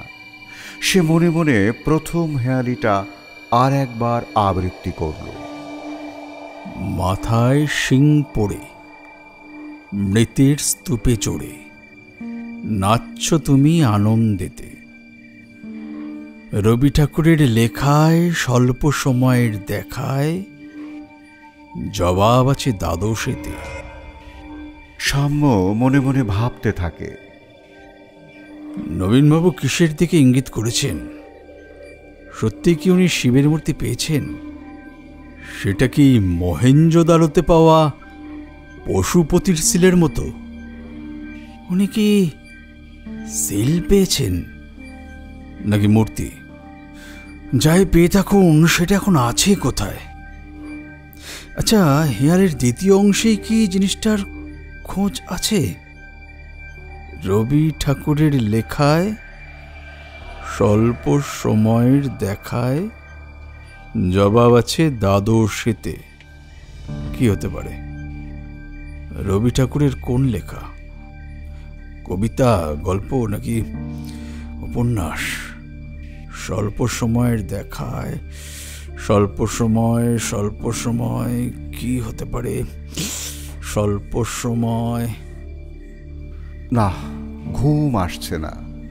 সে আর শুয়েও থাকতে পারে না। উঠে গিয়ে জলের বোতল খুলে জল খায়। ঘরের ভেতরটা গুমোট গরম লাগছে। ব্যালকনির দিকের দরজাটা খুলেই বুঝতে পারে যে বাইরে মেঘ করেছে, ঠান্ডা হাওয়া বইছে। সে খালি গায়ে ব্যালকনিতে এসে দাঁড়ায়। জোর বিদ্যুৎ চমকে উঠল। এক্ষুনি গুড় গুড় আওয়াজ শোনা যাবে। মনে পড়ে গেল এই বিদ্যুতের আলোর নাম ক্ষণপ্রভা। সঙ্গে সঙ্গে মাথার মধ্যেও যেন একটা বিদ্যুৎ চমকে উঠল। এটা তো কোনো কবিতা বা গল্প বা উপন্যাসের নামও হতে পারে, এটা তো রবি ঠাকুরের লেখা কোনো বইও হতে পারে, আর এই রকম নামের একটা বই তো অবশ্যই আছে। সাম্য দিক বিদিক ভুলে দৌড়ে গেল ঘরের ভেতর। তখন আর তার মাথায় নেই যে এখন অনেক রাত, এই সময়ে কাউকে ফোন করতে নেই, সে বিরক্ত হতে পারে। মোবাইলটা তুলে নিয়ে সে শঙ্করবাবুর নম্বরে কল করল। বেশ কিছুক্ষণ রিং হওয়ার পরে ঘুম ঘুম গলায় শঙ্করবাবু কলটা রিসিভ করলেন। হ্যালো। হ্যাঁ শঙ্করদা, আমি সাম্য বলছি। বলো, এত রাতে আবার কিছু হলো নাকি? শঙ্করবাবুর প্রশ্নের উত্তর না দিয়ে সাম্য জিজ্ঞাসা করল, আপনি একটা কথা বলুন তো, আপনার বসার ঘরে যে বুক সেলফটা আছে তাতে কি রবি ঠাকুরের লেখা খনিকা কাব্যগ্রন্থটা আছে? খনিকা কাব্যগ্রন্থ আছে মনে হয়। কেন বলো তো, তোমার কোন কবিতাটা দরকার? সেটা এখনই বলতে পারছি না, আপনি একটু দেখুন আপনার বুক সেলফে খনিকা কাব্যগ্রন্থটা আছে কি না। এখনই দেখতে হবে? কালকে সকালে দেখলে হবে না? শঙ্করদা, আমার মনে হচ্ছে প্রথম হিয়ালের দ্বিতীয় অংশে এই কাব্যগ্রন্থটার কথাই বলা হয়েছে। কথাটা শুনে শঙ্করবাবুর ঘুম ছুটে গেল। তিনি আগ্রহের সাথে বললেন, আচ্ছা আচ্ছা ঠিক আছে, তুমি ফোনটা ধরো, আমি বসার ঘরে যাচ্ছি। তিনি ফোনটা হাতে নিয়ে বিছানা থেকে নেমে ছুটলেন বসার ঘরের দিকে। লাইট জ্বালিয়ে একটু খুঁজতেই পাওয়া গেল বইটা। হ্যাঁ, রবি ঠাকুরের লেখা খনিকা কাব্যগ্রন্থটা ওই বুক সেলফেই রয়েছে। বেশ, এবার আপনি বইটার 12 নম্বর পাতায় যান তো। 12 নম্বর পাতা? আচ্ছা একটু ধরো, খুলছি। প্রায় 5-6 সেকেন্ড পরেই তিনি বললেন, আরে এখানে তো দেখছি লাল ডট পেন দিয়ে কেউ কিছু লিখেছে। এটা আর কেউ নয়, নবীনবাবু লিখেছেন। লাল ডট পেন দিয়ে তিনি আয়নার পেছনেও লিখেছেন, আবার ওই বইতেও লিখেছেন। আচ্ছা বুঝতে পেরেছি, কিন্তু নবীন এসব কি লিখেছে? আবার কোনো হেয়ালি নাকি? কি লেখা আছে ওখানে? ইংরেজি অক্ষরে দুটো বড় বড় শব্দ লেখা আছে। প্রথমটাতে লেখা আছে হিসনপ 1 2 3, আর দ্বিতীয় শব্দটাতে লেখা আছে, দাঁড়াও উচ্চারণ করতে পারছি না। আপনি বানান করে বলুন। হ্যাঁ, NODOUBTPLEASE।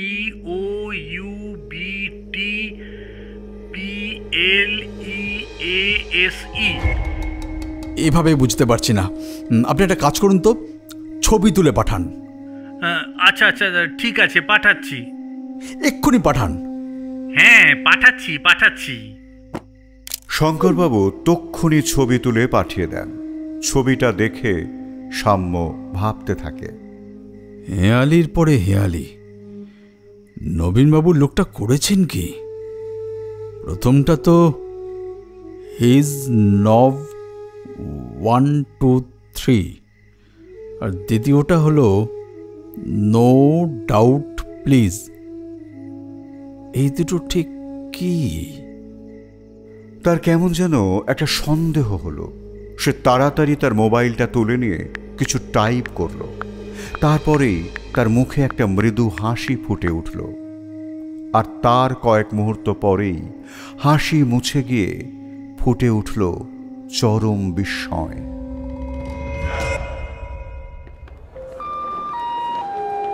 13063 up Balurghat express, Howrah থেকে বালুরঘাট যাওয়ার গাড়ি 4 নম্বর প্ল্যাটফর্মে আসছে। 13063 আপ বালুরঘাট এক্সপ্রেস। ট্রেনের ঘোষণা হয়ে গেছে। এমন সময় দেখা গেল শঙ্করবাবু ছুটতে ছুটতে আসছেন। শঙ্করবাবুকে দেখেই সাম্য পাশে রাখা ব্যাগটা কাঁধে তুলে নেয়। শঙ্করবাবু কাছে এলেই সাবওয়ের দিকে দুজনে হাঁটতে থাকে। শঙ্করবাবু বললেন, গাড়িতে গেলে ভালো হতো না? এতে তাড়াতাড়ি পৌঁছানো যাবে। বেশ তাই যেন হয়, আমার তো খুব টেনশন হচ্ছে। হওয়াটাই স্বাভাবিক। তাড়াতাড়ি যাতে পৌঁছতে পারি তাই ট্রেনে যাচ্ছি। ওখানে গিয়ে স্টেশন থেকে গাড়ি নিয়ে নেব। ওদিকে যে কি হচ্ছে তাকে জানে। চলুন আগে গিয়ে তো পরিস্থিতিটা দেখি। নবীন কি ওখানেই আছে? মনে হয় না। আমারও তাই মনে হয়। ভগবানের কাছে প্রার্থনা করি যেন ভালো থাকে, সুস্থ থাকে। কথা বলতে বলতে ওরা 4 নম্বর প্ল্যাটফর্মে চলে এসেছে। ওদের কোচটা যেখানে হবে তার কাছাকাছি দাঁড়িয়ে সাম্য জিজ্ঞাসা করল, বৌদিকে কোথায় রেখে এলেন? ও বাড়িতেই আছে। সাম্য অবাক। একটা অসুস্থ মানুষকে বাড়িতে একা রেখে এলেন? একা রেখে আসেনি, আমার দাদা বৌদি গতকাল রাতেই চলে এসেছে। ওরা আছে তোমার বৌদির সঙ্গে, কোনো অসুবিধে হবে না। কিন্তু আপনার আজকে বাড়িতে থাকলেই ভালো হতো। তা হয়? তুমি একা একা এই বিপদে ঝাঁপিয়ে পড়বে আর আমি আরামে বাড়িতে বসে থাকবো? বাই দ্য ওয়ে, তুমি ঠিকানাটা কোথা থেকে পেলে? আপনার বুক সেলফে রাখা রবীন্দ্রনাথ ঠাকুরের লেখা খনিকা কাব্যগ্রন্থের 12 নম্বর পাতা থেকে। হ্যাঁ, কী সব যা তা বলছো? ওখানে তো হাবি জাবি কী সব লেখা ছিল। হাবি জাবি নয়, ওটা আসলে একটা ইমেল আইডি আর তার পাসওয়ার্ড। Email ID? ওতে কি আছে? মূর্তিটা কোথায় আছে তার ঠিকঠাক লোকেশন ছাড়া আর সবই আছে। মূর্তি নাকি অন্য কিছু? নবীন ঠিক কী পেয়েছে? মূর্তি, মহেঞ্জোদারোয় পাওয়া পশুপতির দাঁড়ানো মূর্তি। বলো কি? হাতে ত্রিশূল আছে? ডান হাতে দণ্ডাকার কিছু একটা ধরা আছে, তবে সেটা ত্রিশূল কিনা বোঝা যাচ্ছে না। শঙ্করবাবুদের কথাবার্তার মাঝেই ট্রেন চলে এলো। সাম্যর ট্রেন জার্নি সবসময় বেশ ভালো লাগে, শুধু লেট হয়ে যাওয়াটা বাদে। তবে আজকে ট্রেনটা লেট তো করেইনি, বরং বিফোর টাইমে মালদা স্টেশনে পৌঁছে গেল। ট্রেন পৌঁছানোর কথা ছিল বিকেল 3টে নাগাদ, কিন্তু 15 মিনিট আগেই ওরা মালদা স্টেশনে নেমে একটা ভাতের হোটেলের খোঁজ করতে লাগলো। খাওয়া দাওয়া সেরে একটু ফ্রেশ হয়ে একটা গাড়ি ভাড়া করা হলো। নিঝুমপুর এখান থেকে প্রায় ঘন্টা দেড়েকের রাস্তা। মসৃণ রাস্তায় গাড়িতে হাওয়া খেতে খেতে এবং রাস্তার দুপাশের সুন্দর দৃশ্য দেখতে দেখতে ওরা একসময় ওদের গন্তব্যে পৌঁছে গেল। গ্রামে পৌঁছে ঠিকানা জিজ্ঞাসা করে ওরা এখন জায়গা মতো পৌঁছেছে। এখন ওদের সামনে একটা অট্টালিকা। বাড়িটা দেখলেই বোঝা যায় যে এটা অনেক দিনের পুরনো। সাম্য গাড়ি থেকে নেমে ড্রাইভারকে সেখানেই অপেক্ষা করতে বলল। চারদিকে অনেক নাম জানা না জানা বিশাল বিশাল গাছ। গাছগুলোতে এখন অনেক পাখি একসাথে কিচিরমিচির করছে। সামনেই বাড়িটার অনেক দিনের পুরনো বিশাল গেট। গেটের একটা পাল্লা নেই, অন্য পাল্লাটা কাত হয়ে ঝুলছে। তাতে এখন মরচে ধরে গেছে। ওরা দুজন গেট দিয়ে বাড়ির ভেতরে ঢুকল। বাড়িটার একদিক ভেঙে পড়েছে, অন্য দিকের কিছুটা অংশ এখনো দাঁড়িয়ে আছে। তবে বাড়িতে কোনো মানুষ আছে কিনা বুঝতে পারছে না, কারণ কাউকে দেখা তো যাচ্ছেই না, কারুর গলার আওয়াজও পাওয়া যাচ্ছে না। শঙ্করবাবু সন্দেহ ভরে জিজ্ঞাসা করলেন, এই বাড়িতে কি কেউ থাকে? দেখে তো মনে হচ্ছে না। থাকে, ওই দেখুন, আরও দেখা যাচ্ছে। সাম্য আঙুল দিয়ে যেদিকে নির্দেশ করল সেদিকে তাকিয়ে শঙ্করবাবু দেখতে পেলেন একটা ভাঙাচোরা বন্ধ জানলার ফোকর দিয়ে আলো দেখা যাচ্ছে। ওরা বাড়িটার কাছে পৌঁছতেই ভেতর থেকে একজন বয়স্ক মানুষ বেরিয়ে এলেন। ওদের দিকে ভুরু কুঁচকে তাকিয়ে জিজ্ঞাসা করলেন, আপনারা কোথা থেকে আসছেন? হ্যাঁ, আমরা এএসআই থেকে আসছি। এএসআই? ও আচ্ছা আচ্ছা, বুঝেছি বুঝেছি। আপনারা নিশ্চয়ই আমাদের শিব মন্দিরটা দেখতে এসেছেন। হ্যাঁ হ্যাঁ, শিব মন্দির দেখতেই এসছি। বেশ বেশ। এই দেবী, কই গেলি? দুটো চেয়ার দিয়ে যা। কয়েক সেকেন্ড পরে একটা 12-13 বছরের মেয়ে 3টে প্লাস্টিকের চেয়ার দিয়ে গেল। চেয়ারে বসার পর বয়স্ক ভদ্রলোক বললেন, আপনারা আমাদের মন্দির সম্পর্কে জানলেন কিভাবে? শঙ্করবাবু হঠাৎ বলে বসলেন, আমরা নবীনবাবুর কাছ থেকে জেনেছি। ওর সাথে একটু দেখা করা যাবে? নবীনবাবু? সে কে? শঙ্করবাবু মোবাইল বের করে নবীনবাবুর ছবি দেখালেন। ছবিটা দেখে ভদ্রলোক বললেন, ও, ওর নাম নবীন নাকি? আমরা তো জানতাম রতন খাসনবিশ। কথাটা শুনে সাম্য সঙ্গে সঙ্গে বলল, আসলে ওর ভালো নাম রতন, আমরা ডাকনাম ধরে ডাকি, ডাকনাম নবীন। ও আচ্ছা, ওকে আমার ভাইপো ডেকে এনেছিল। কিন্তু কি বলবো, উনি দেখতে ভালো মানুষের মতন হলেও আসলে মোটেই ভালো মানুষ নন। শঙ্করবাবু কৌতূহলী হয়ে জিজ্ঞাসা করলেন, কেন? এই কথা বলছেন কেন? রতনবাবুর সাথে আপনাদের কিভাবে যোগাযোগ আমি জানি না, কিন্তু উনি আসলে চোর। আমাদের মন্দিরের মূর্তিটা চুরি করে নিয়ে চলে গেছেন। সাম্য বলল, মূর্তি? কিসের মূর্তি বলুন তো? শিব মূর্তি। আমাদের পূর্বপুরুষের একটা শিব মন্দির আছে, এই মন্দিরটাই আপনারা দেখতে এসেছেন। সেই মন্দিরে যে শিব মূর্তিটা ছিল সেটা রতনবাবু চুরি করে নিয়ে গেছেন। তাহলে মন্দিরে মূর্তিটা নেই?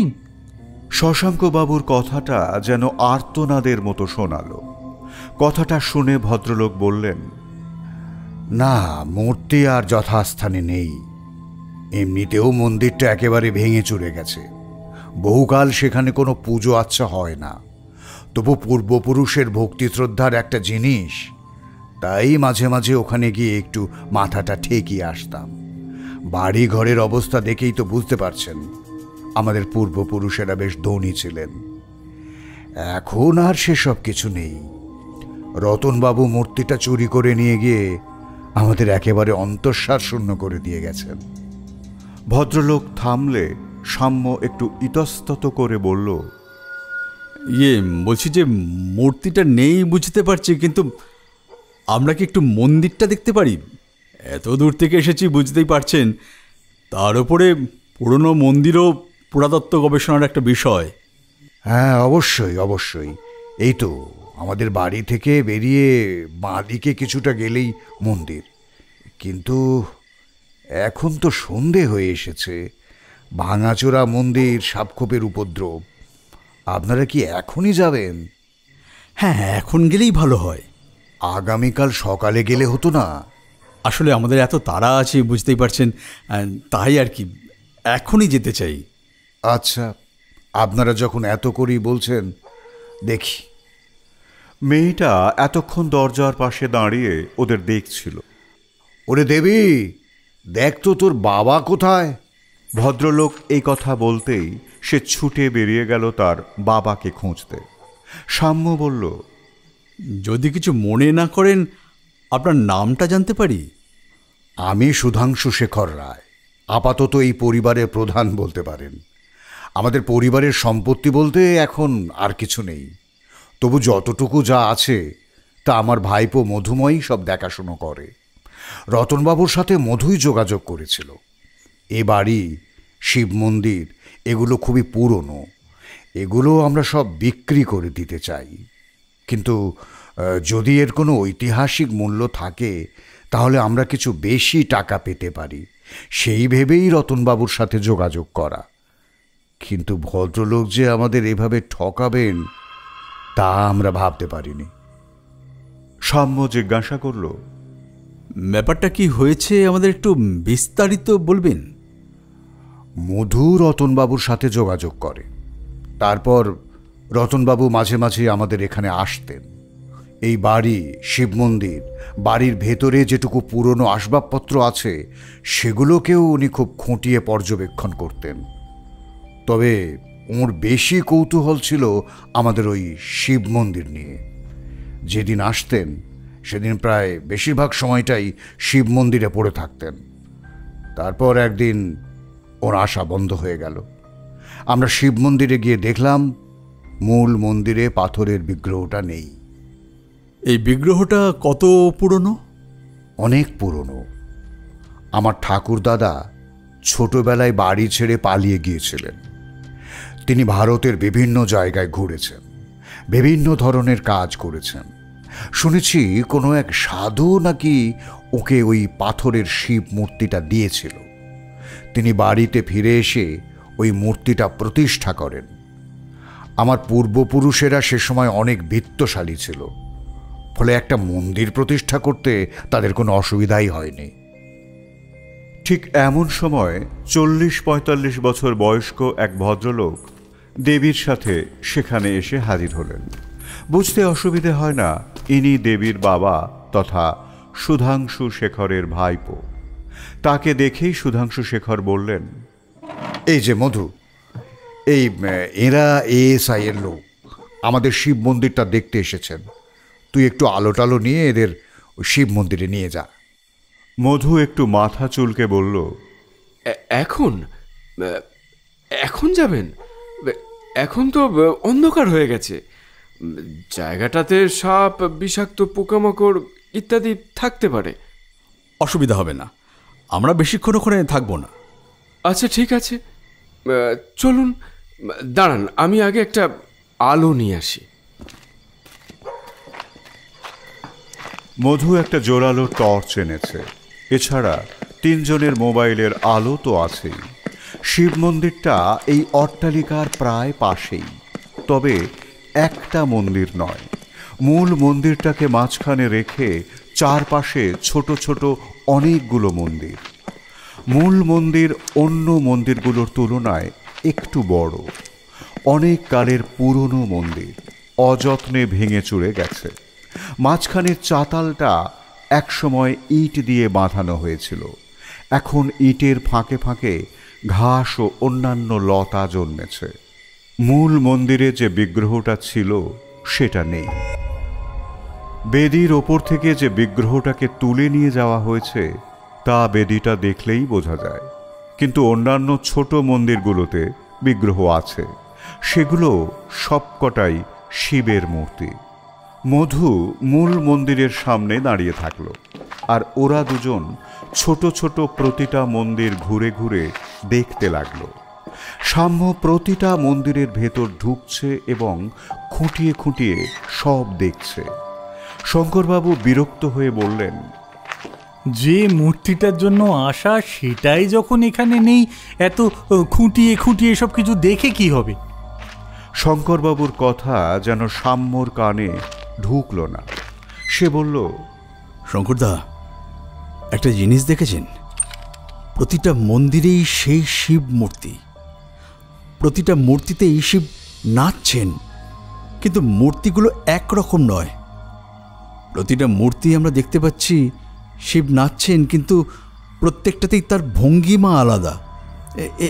এই দেখুন এই মূর্তিটা, এখানে শিবের 8টা মোট 16টা হাত, বিভিন্ন হাতে বিভিন্ন অস্ত্র।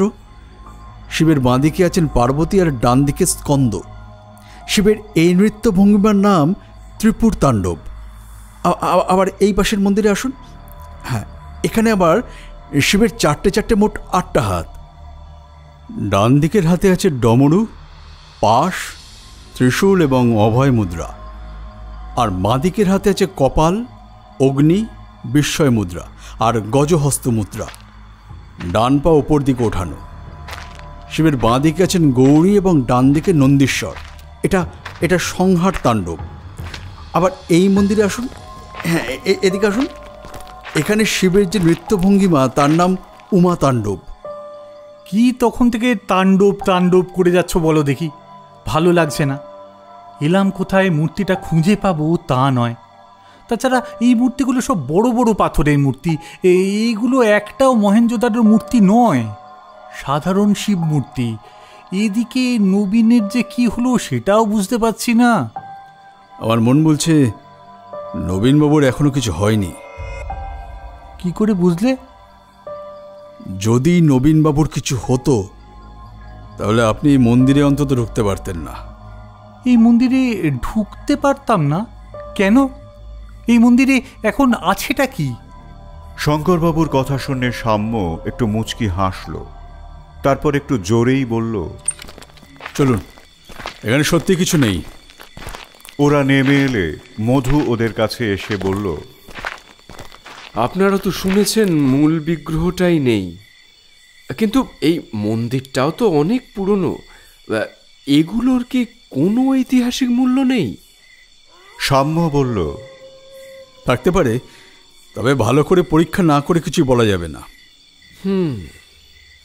আসলে আমাদের আর্থিক অবস্থা খুবই শোচনীয় হয়ে পড়েছে, তাই এগুলোকে আর ধরে রাখতে চাই না, বিক্রি করে ফেলতে চাই। আর এমনিতেও তো এগুলোকে সেভাবে আমরা রক্ষণাবেক্ষণও করে উঠতে পারছি না, তাই ভাবছিলাম।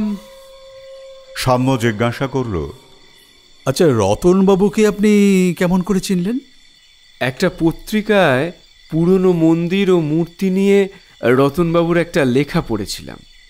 সেখানে উনি এই মন্দির বা মূর্তির কেমন দাম হতে পারে তা নিয়ে একটা আলোচনা করেছিলেন। পরে সেই পত্রিকার অফিসে আমি যোগাযোগ করে সেখান থেকেই রতনবাবুর নাম ঠিকানা পাই। ও আচ্ছা, ঠিক আছে, তাহলে আমরা আজকে আসি।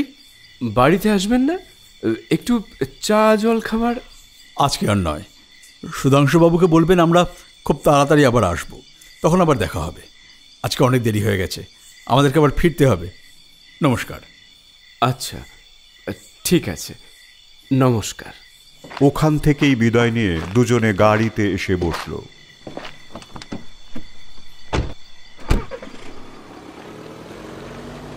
বাড়িটা ছাড়িয়ে প্রায় মিনিট 4-5 আসার পর সাম্য হঠাৎ ড্রাইভারকে বলল, একটু থামুন, রাস্তার ধারে দাঁড় করান। তারপরেই সাম্য দরজা খুলে গাড়ি থেকে নেমে পড়ল। শঙ্করবাবু অবাক। তাকে আরও অবাক করে সাম্য বলল, শঙ্করদা, আপনি নেমে আসুন। শঙ্করবাবু তাকিয়ে দেখল চারদিকে ফাঁকা মাঠ যেন ধুধু করছে। মাঠের বুক চিরে বেরিয়ে গেছে এই পাকা রাস্তা। এখন রাস্তার পাশে দাঁড়িয়ে আছে তাদের এই গাড়ি। যেদিকে দুচোখ যায় ওদের 3 জন ছাড়া আর কোনো মানুষজন দেখা যাচ্ছে না। সাম্য এখানে তাকে নামতে বলছে কেন? মনের মধ্যে কৌতূহলটা চেপে রেখেই শঙ্করবাবু নেমে এলেন। সাম্য তাকে একপাশে টেনে এনে বলল, শঙ্করদা, আপনি এক্ষুনি লোকাল থানায় চলে যান। থানায় কেন? আপনাকে পরে আমি সব বুঝিয়ে বলবো, এখন যা বলছি সেটা শুনুন। আপনি থানায় গিয়ে এদের সম্পর্কে অভিযোগ করবেন যে আপনার বন্ধুকে এরা কিডন্যাপ করেছে। নবীনকে এরা কিডন্যাপ করেছে? বলছো কি? যা বলছি শুনুন। আপনি থানায় গিয়ে এই অভিযোগটাই করবেন এবং পুলিশকে বলবেন যাতে এদেরকে তারা গ্রেপ্তার করে। এদের পেট থেকেই নবীনবাবুর সম্পর্কে কথা বেরোবে। তুমি সেটা জানলে কি করে? সাম্য একটু বিরক্তভাবে বলল, আপনার কি এদেরকে একটুও সন্দেহ হয়নি? এদের পূর্বপুরুষরা বেশ ধনী ছিলেন, এখন অবস্থাটা খুবই পুড়ে গেছে, তাই পুরনো বাড়িঘর মূর্তি টুর্তি সব বিক্রি করে দিতে চায়। শুধু শুধু সন্দেহ করতে যাব কেন? আচ্ছা, একটা কথা বলুন তো, এই মধুবাবু রতনবাবুর নাম ঠিকানা জেনেছেন পত্রিকা অফিস থেকে, তাই না? হ্যাঁ, তাই তো বলল। একটু ভেবে বলুন, রতনবাবুর নাম জেনেছেন, নবীনের নাম। শঙ্করবাবু কথা শেষ করতে পারেন না, তার আগেই সাম্য বাধা দিয়ে বলে, নবীনবাবুর নাম নয়, ওরা নবীনবাবুর নাম জানে না, ওরা রতন নামে চেনে। আপনি এবার আমাকে বলুন, পত্রিকা অফিস থেকে ওদের লেখকের নাম রতন বলেছে? তাই তো, পত্রিকা অফিস থেকে মিথ্যে কথা বলবেই বা কেন? তাছাড়া মধুবাবু তো পত্রিকায় লেখকের নামটাও পাবে। নবীনবাবু কি রতন ছদ্মনামে লিখতেন? নবীনের এমন ছদ্মনাম তো শুনিনি। আর তাছাড়া পত্রিকা অফিস থেকে ছদ্মনামটাই বা কেন বলবে? পত্রিকা অফিস থেকে যদি নাম ঠিকানা দেয় তাহলে তো আসল নামটাই বলবে। তাহলেই ভাবুন এদেরকে সন্দেহ করা যায় কি না। তাহলে এরা কি সত্যি সত্যি নবীনকে কিডন্যাপ করেছে? আর মূর্তিটাও এদের কাছেই আছে? সাম্য একটু মুচকি হেসে বলল, আপনি দ্বিতীয় হেয়ালিটা ভুলে গেছেন। দশভুজার সামনে নাচেন দশভুজ, তাহার নিচে নাচেন স্বয়ং যে দ্বিভুজ। কথার পাহাড় কথায় তাহার করি বর্ণন, কথার মাঝে কথা পেলে পাবে গুপ্তধন। না, এই হেয়ালিটা ভুলিনি, কিন্তু হঠাৎ এই দ্বিতীয় হেয়ালিটার কথা বলছো কেন? শঙ্করদা, আপনি কি শিব নাচছেন এমন কোনো মূর্তি দেখেছেন? হ্যাঁ, দেখেছি তো, নটরাজ মূর্তিতে তো। শঙ্করবাবুর কথা শেষ হয় না। তিনি কথা অসমাপ্ত রেখেই উজ্জ্বল মুখে সাম্যর দিকে তাকান। তারপর বলেন, এইমাত্র শিবের অনেকগুলো মূর্তি দেখলাম, সবকটাই নৃত্যরত মূর্তি। সেই মূর্তিগুলো দেখতে দেখতে তুমি বিভিন্ন তাণ্ডবের নাম বলছিলে। হ্যাঁ, ঠিক ধরেছেন। আমি এই জন্যই মূর্তিগুলো এত খুঁটিয়ে খুঁটিয়ে দেখছিলাম। তাহলে কি মহেঞ্জোদারোর শিব মূর্তিটাও ওখানেই আছে? দেখা যাক। আপনাকে থানায় যান, এদেরকে গ্রেপ্তার করতেই হবে। আমি একা থানায় যাব? তাহলে তুমি এখানে একা একা কি করবে? আমি আবার ওই মন্দিরে যাব। মন্দিরে কেন? সাম্যর মুখে একটা স্মিত হাসি ফুটে ওঠে। হেয়ালিটা আর একবার আবৃত্তি করে সে বলে, আপনি পুলিশ নিয়ে ফিরে এসে আগে এই অট্টালিকায় যাবেন, তারপর পুলিশ নিয়ে ওই মন্দিরেই আসবেন। আমি ওইখানেই থাকব, তারপর একসাথে আমরা বাড়ি ফিরব। কি যে ঘটনা, কি সব! আমি তো ঘোড়ার ডিম কিছুই বুঝতে পারছি না। সব বুঝতে পারবেন, তবে খেয়াল রাখতে হবে আপনাকে, কিন্তু পুলিশকে এটা বোঝাতেই হবে যাতে তারা আজকে এক্ষুনি এই বাড়িতে আসে। আচ্ছা, ঠিক আছে। সাম্য গাড়ি থেকে তার কাঁধের ঝোলা ব্যাগটা নিয়ে নেয়। গাড়িটা চলে গেলে সে আবার পিছন ফিরে হাঁটতে শুরু করে।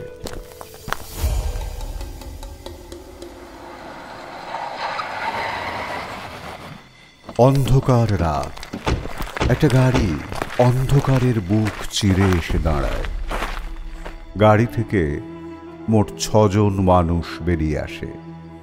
তাদের মধ্যে মোটা মতো একজন রোগা লম্বা আর একজনকে বলে, কোন দিকে? যাকে উদ্দেশ্য করে প্রশ্নটা করা হলো সে অন্ধকারেই একদিকে আঙুল দেখিয়ে বলল, ওই যে, ওই তো মন্দিরের চূড়া দেখা যাচ্ছে। অন্ধকারের মধ্যে সত্যি একটা ভাঙাচোরা মন্দিরের চূড়া দেখা যাচ্ছে। দলটা গাড়িটা সেখানে রেখে পায়ে হেঁটে মন্দিরের দিকে এগোতে লাগলো। মন্দিরের কাছে পৌঁছানোর পর লোকটা বলল, পল্টু, তোরা মন্দিরের ভেতরে ঢুকবি না, বাইরে অপেক্ষা কর। আমি ইশারা করলে তারপর ঢুকবি। কেন মন্দিরের ভেতর ঢুকবো না কেন? আরে দেখছিস না, ছোট ছোট সব মন্দির, সবাই মিলে ভেতরে ঢুকলে কাজ করব কেমন করে? আর তাছাড়া আমার এই সমস্ত কাজ করার অভ্যেস আছে। এই কাজ খুব সাবধানে করতে হয়। মূর্তিটা তোরা তুলে আনতে গেলে ভেঙে যেতে পারে, তাহলে আর ভালো দাম পাওয়া যাবে না। ঠিক আছে, তাহলে আপনি যান, আমরা সবাই এখানেই দাঁড়াচ্ছি। তবে আপনাকে এর আগেও বলেছি, আর একবার বলছি, পালানোর চেষ্টা করবেন না। আপনি ভালোই জানেন আমাদের হাত থেকে আপনি পালিয়ে যেতে পারবেন না। যাকে বলা হলো তিনি কোনো কথা না বাড়িয়ে মন্দিরের দিকে হাঁটা লাগালেন। এটা সেই মন্দিরের একটা, যেখানে আজ সন্ধেবেলা সাম্য এবং শঙ্করবাবু এসেছিলেন। লোকটা মূল মন্দিরের দিকে না গিয়ে পাশের একটা ছোট মন্দিরে গিয়ে ঢুকলেন। আর ঠিক তখনই বাইরে একটা তীব্র শীষ দেওয়ার শব্দ হলো। লোকটা মন্দিরের ভেতর থেকে সঙ্গে সঙ্গে বাইরে বেরিয়ে এসে দেখলেন তার সামনে পল্টু সাঙ্গপাঙ্গ সমেত এসে দাঁড়িয়েছে। সঙ্গে আছে মধু। মধুকে দেখে লোকটা সভয়ে বলল, আপনি? আপনি এখন এখানে? মধু একটা ব্যঙ্গের হাসি হেসে বলল, এটা আমার পৈতৃক সম্পত্তি। আপনি কি ভেবেছেন আমাকে ভুজুং ভাজুং দিয়ে আপনি মূর্তিটা নিয়ে চলে যাবেন? না, এটা আপনার পৈতৃক সম্পত্তি হতে পারে না, এটা এখন রাষ্ট্রের সম্পত্তি। আর পল্টু, তুই আমার সাথে শেষ পর্যন্ত বিশ্বাসঘাতকতা করলি। পল্টু বলল, আমি বিশ্বাসঘাতকতা করিনি। আমি যার কাছ দিয়ে সুপারি নিয়েছিলাম আমি তার কাজই করে যাচ্ছি। তার মানে আমাকে কিডন্যাপ করার জন্য তোকে সুপারি দিয়েছিল এই মধু? মধু আবার সেই ব্যঙ্গের হাসি হেসে বলল, হ্যাঁ স্যার, এই মধু। কোটি টাকার মূর্তিটা আপনি নিয়ে চলে যাবেন, আমার পৈতৃক সম্পত্তি আপনি আমারই চোখের সামনে থেকে নিয়ে চলে যাবেন, আর আমি বসে বসে আঙুল চুষব? তা তো হয় না স্যার। আবার বলছি, এটা আপনার পৈতৃক সম্পত্তি নয়, আপনি এটা লুট করতে পারেন না। পারি পারি পারি, 100 বার পারি, কারণ আমার পূর্বপুরুষও এই মূর্তিটা লুট করে নিয়ে এসেছিল। হ্যাঁ, আচ্ছা, তুই তো ইতিহাস ঘাঁটাঘাঁটি করিস না? হ্যাঁ, এই মূর্তিটা কোথাকার বলতে পারিস? পারি, কিন্তু এই মূর্তিটা এখানে এলো কি করে? অনেককাল আগে আমার এক পূর্বপুরুষ বাড়ি ছেড়ে বেরিয়ে চলে গেছিলেন। সারা ভারতের বিভিন্ন জায়গায় তিনি ঘুরে বেড়ান, বিভিন্ন রকম কাজ টাজ করেন, কোথাও কোথাও তিনি শ্রমিক মজদুরের কাজও করেছেন। তখনই কোনো একজন বিখ্যাত প্রত্নতাত্ত্বিকের শ্রমিকের দলে তিনি ভিড়ে যান। প্রাচীন কোনো এক জায়গায় খোঁড়াখুঁড়ি করতে করতে কিছু জিনিসপত্র পাওয়া যায়, তো সেখানেই তিনি এই মূর্তিটা খুঁজে পান। তবে জহুরির চোখ তো জহর চিনতে ভুল করেননি। তিনি নিজেই এই মূর্তিটা খুঁজে পেয়েছিলেন। পাওয়ার সঙ্গে সঙ্গে তিনি লুকিয়ে ফেলেন, ফলে কেউ আর মূর্তিটার সম্পর্কে কিছুই জানতে পারেনি। কাউকে কিছু না বলে মূর্তিটা নিয়ে তিনি সোজা চলে আসেন নিজের ভিটে বাড়িতে। সেখানেই মন্দির করে বিগ্রহটা স্থাপন করেন। তবে এই মূর্তিটাতে তেল, চন্দন, সিঁদুর, জল কোনো কিছুই ছোঁয়ানো নিষেধ ছিল। অর্থাৎ তিনি চোখের সামনে জিনিসটাকে এমনভাবে রাখলেন যাতে কেউ সন্দেহ না করে, আবার এই বহুমূল্য জিনিসটা সুরক্ষিতও থাকে। হঠাৎ পল্টু পাশ থেকে বলল, সুরক্ষিত? সবার সামনে এরম ভাবে রেখে দিলে সেটা কি সুরক্ষিত থাকে? পল্টুর কথায় মধু বলে, সেই সময় এই অঞ্চলে খুব ডাকাতি হতো। ডাকাতরা আর সব জায়গায় হাত দিলেও মন্দিরের বিগ্রহের গায়ে হাত দিত না। তাই হয়তো তিনি মূর্তিটা অন্য কোথাও না রেখে মন্দিরের বিগ্রহ হিসাবেই স্থাপন করেন। তিনি হয়তো ভেবেছিলেন পরে মূর্তিটা বিক্রি করে ফেলবেন, কিন্তু কোনো কারণে হয়তো সে সুযোগ আর তিনি পাননি। কিন্তু সেই বিখ্যাত প্রত্নতাত্ত্বিক কে? আমি জানি না, আর যদি জানতাম তাহলে কি আপনাকে এখানে ডেকে আনতাম? আপনাকে এখানে ডেকে আনার আমার একটাই উদ্দেশ্য ছিল, সেটা হলো মূর্তিটা কত প্রাচীন আর কোথাকার মূর্তি সেটা আমার জানার দরকার ছিল। কিন্তু আমি যে সেটা জেনে নিয়ে মূর্তিটা চোরাচালানকারীদের কাছে বিক্রি করে ফেলবো সেটা আপনি ধরে ফেলেছিলেন, তাই না? হ্যাঁ, বুঝতে পেরে যাই বলেই রাখাল দাস বন্দ্যোপাধ্যায়ের সময় খুঁজে পাওয়া মূর্তিটা আমি এদেশের বাইরে যেতে দিতে চাই না। কথাটা শুনে মধু অবাক।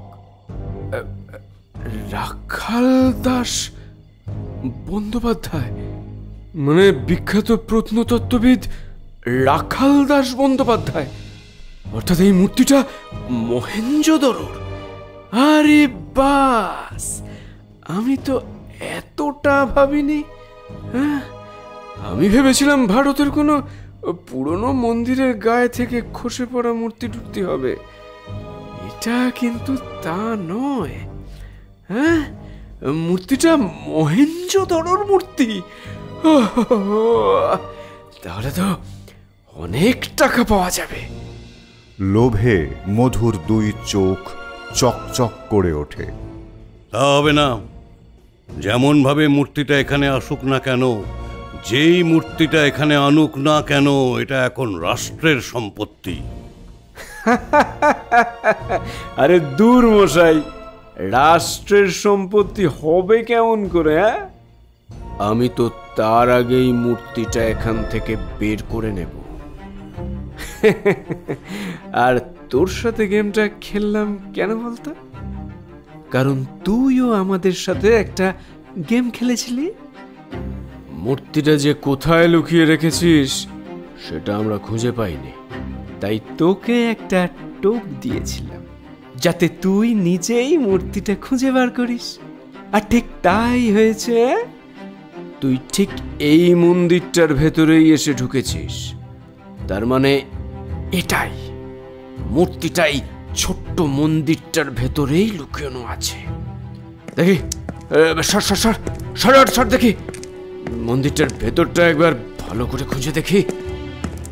মধু জোরালো টর্চ লাইট হাতে মন্দিরটার ভেতর ঢুকে গেল। কিছুক্ষণ পর এদিক ওদিক খোঁজাখুঁজির পর বলে উঠল, এই তো, হ্যাঁ, নিশ্চয়ই এটা শিবের মূর্তির বেদির পেছন দিকটা ভাঙা। হ্যাঁ, এটাই। বাইরে থেকে নবীনবাবু বেশ অবাক হয়ে বললেন, ভাঙা? সে কি? জায়গাটা দেখে বোঝাই যাচ্ছে যে বেদিটা বেশ ফাঁপা। তার মানে মূর্তিটা এখানেই লুকোনো ছিল। বাইরে দাঁড়ানো রতন ওরফে নবীন চিৎকার করে বললেন, এখানে প্রত্যেকটা মন্দিরের মূর্তির নিচের বেদি ফাঁপা। তবে আমি আপনাকে সাবধান করে দিচ্ছি, আপনি মূর্তিটা নিয়ে কালোবাজারিদের কাছে বেচবেন না। চুপ কর সালা, কালোবাজারিদের কাছে বেচবো না তো কি করবো রে? হ্যাঁ, আমার পূর্বপুরুষের এত দামি সম্পত্তি থাকতেও পুচে পুচে মরবো নাকি? হ্যাঁ, আমার তো সবকিছুই ঠিক করা ছিল, বায়ার রেডি, সব ঠিক করে রেখেছিলাম। ঠিক করেছিলাম মূর্তিটার ইতিহাস যদি জানতে নাও পারি সেটা বায়ার ঠিক জেনে নেবে, তারপর সেখানেই দৌড়াদৌড়ি করে কিছুটা দাম বাড়িয়ে নেওয়া যাবে। কিন্তু যেদিন মূর্তিটা নিয়ে কলকাতায় বায়ারের এজেন্টের কাছে দেব ঠিক করেছি, ঠিক সেই দিনই দেখলাম মূর্তিটা নেই।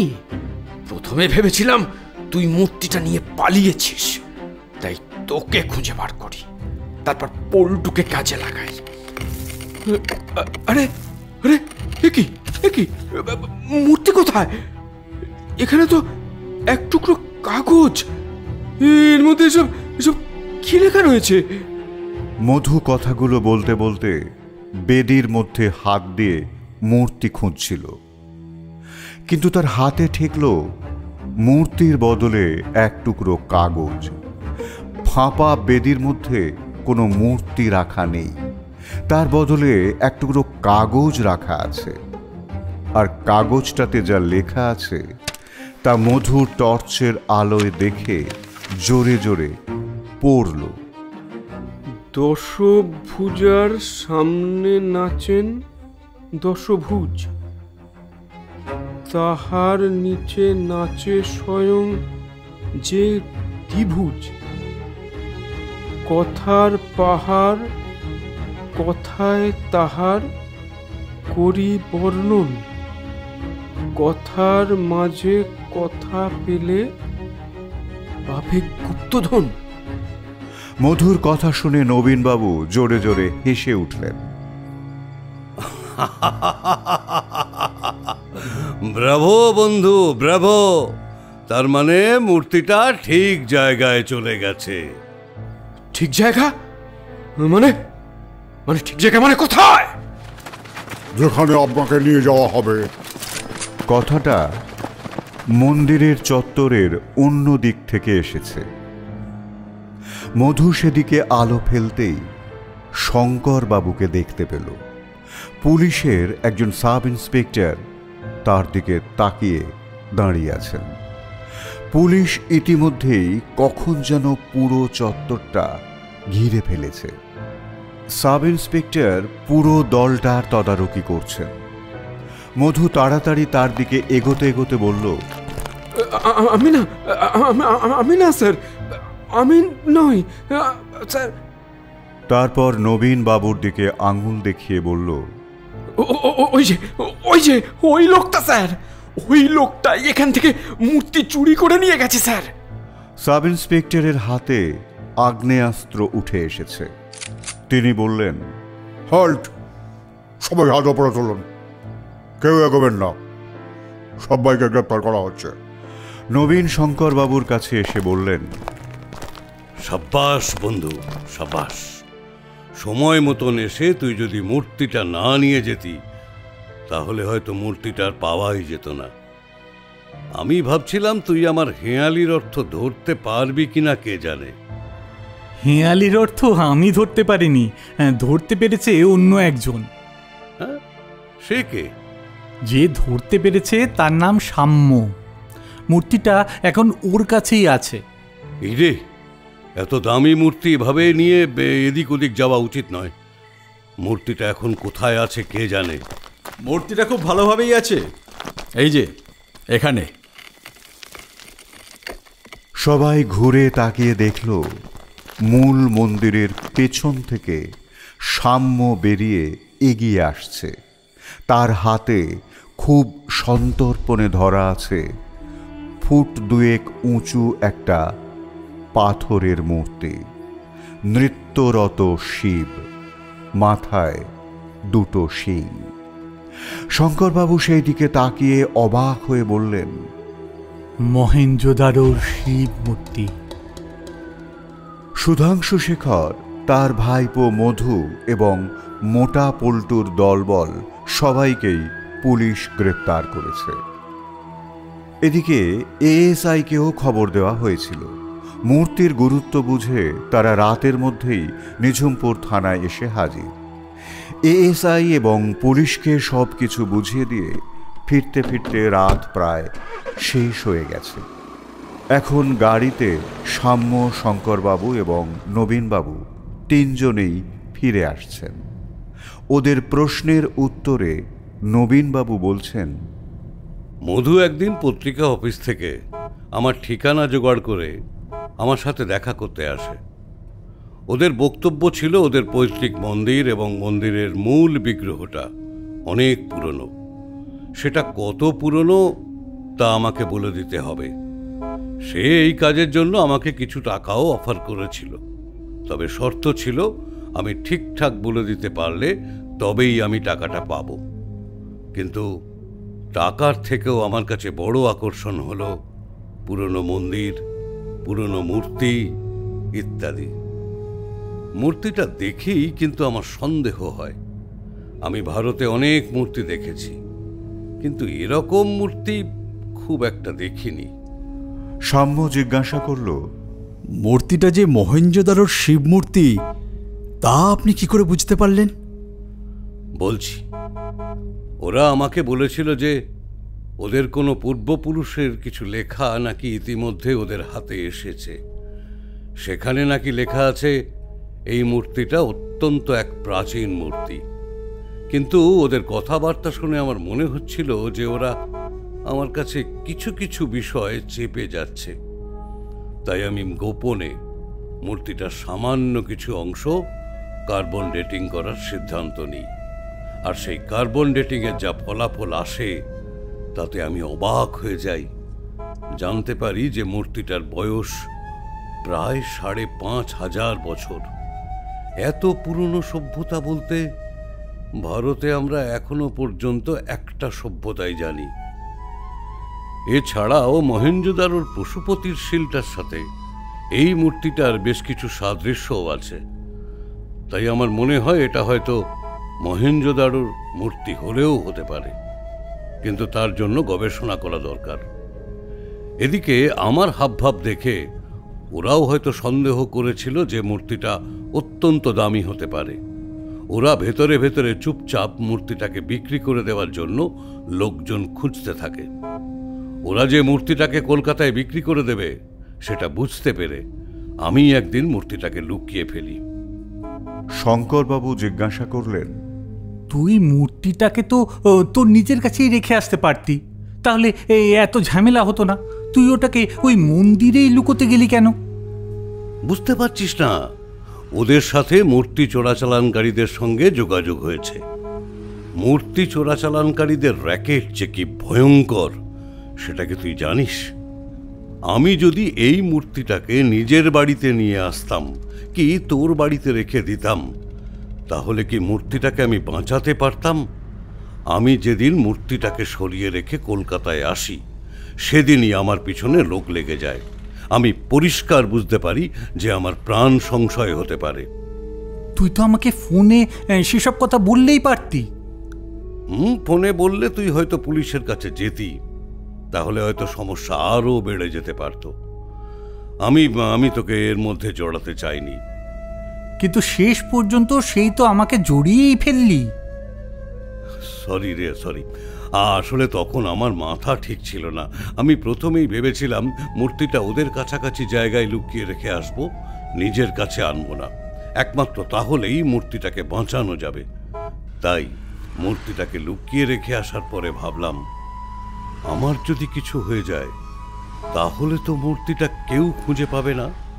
তাহলে তোকে বলি, কিন্তু সরাসরি তোকে বললে তুই বিপদে পড়তে পারিস। তাই তোকে ঘুরিয়ে পেঁচিয়ে বলে আসবো বলে তোর বাড়ি গিয়েছিলাম, কিন্তু গিয়ে দেখলাম তুই নেই। তাই সঙ্গে সঙ্গে বেশ কিছু হেঁয়ালি তৈরি করে তোর বাড়ির আয়নার পিছনে লিখে আসি এবং একটা বইয়ের মধ্যে আমার ইমেল আইডি দিয়ে আসি। আমার উদ্দেশ্য ছিল, যদি কখনো তুই সেই ইমেলে ঢুকতে পারিস তাহলে তুই সব কিছু জেনে যাবি, আর তারপরে তোকে হোয়াটসঅ্যাপ করি। এ কথা শুনে সাম্য বলল, আপনি অসাধারণ বুদ্ধি খাটিয়েছেন, কিন্তু ছোট ছোট মন্দিরগুলোতে যে শিব মূর্তি আছে তার বেদিগুলো যে ফাঁপা, সেটা আপনি কি করে বুঝলেন? আমি ওই মন্দিরগুলোতে বেশ কিছুদিন ধরে যাতায়াত করছি। প্রত্যেকটা ইঞ্চি আমি খুঁটিয়ে খুঁটিয়ে দেখেছি, ফলে প্রত্যেকটা মন্দিরের বেদিগুলি যে ফাঁপা সেটা আমি বুঝতে পেরেছিলাম। আমার মনে হয় যেহেতু মধুদের পূর্বপুরুষ অত্যন্ত ধনী ছিলেন এবং সেই সময়ে ওই অঞ্চলে প্রচুর চুরি ডাকাতি হতো, তাই তারা এই মন্দিরগুলো তৈরি করেছিলেন। ওই ফাঁপা বেদির মধ্যে একসময় ধনদৌলত রাখা হতো। চোর ডাকাতরা আর যাই করুক, তারা বেদি ভেঙে ধনদৌলত বের করে নেবে না, বিশেষ করে শিব ঠাকুরের বেদি, কারণ তাদের নিজেদেরও ধর্মের ভয় আছে। বেশ, বুঝতে পারলাম যে আপনি বেদিটার মধ্যেই শিব মূর্তিটা লুকিয়ে রেখে দিয়েছিলেন। হ্যাঁ, বেদির পেছন দিকের একটা ইঁট সরিয়ে তার মধ্যে মূর্তিটা ঢুকিয়ে দিই। তারপর বেদিটাকে আবার আগের চেহারায় ফিরিয়ে আনি, যাতে বাইরে থেকে দেখে কেউ বুঝতেই পারবে না যে বেদিটা ভাঙা হয়েছিল। শঙ্করবাবু বললেন, তাহলে সাম্য, তুমি কি করে বুঝলে যে ওই বেদিটার মধ্যে শিবের মূর্তিটা লুকোনো আছে?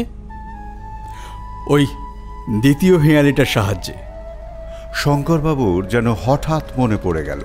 তিনি বললেন, হ্যাঁ, ভালো কথা। দ্বিতীয় হেঁয়ালিটা আমাকে একটু বুঝিয়ে বলো তো।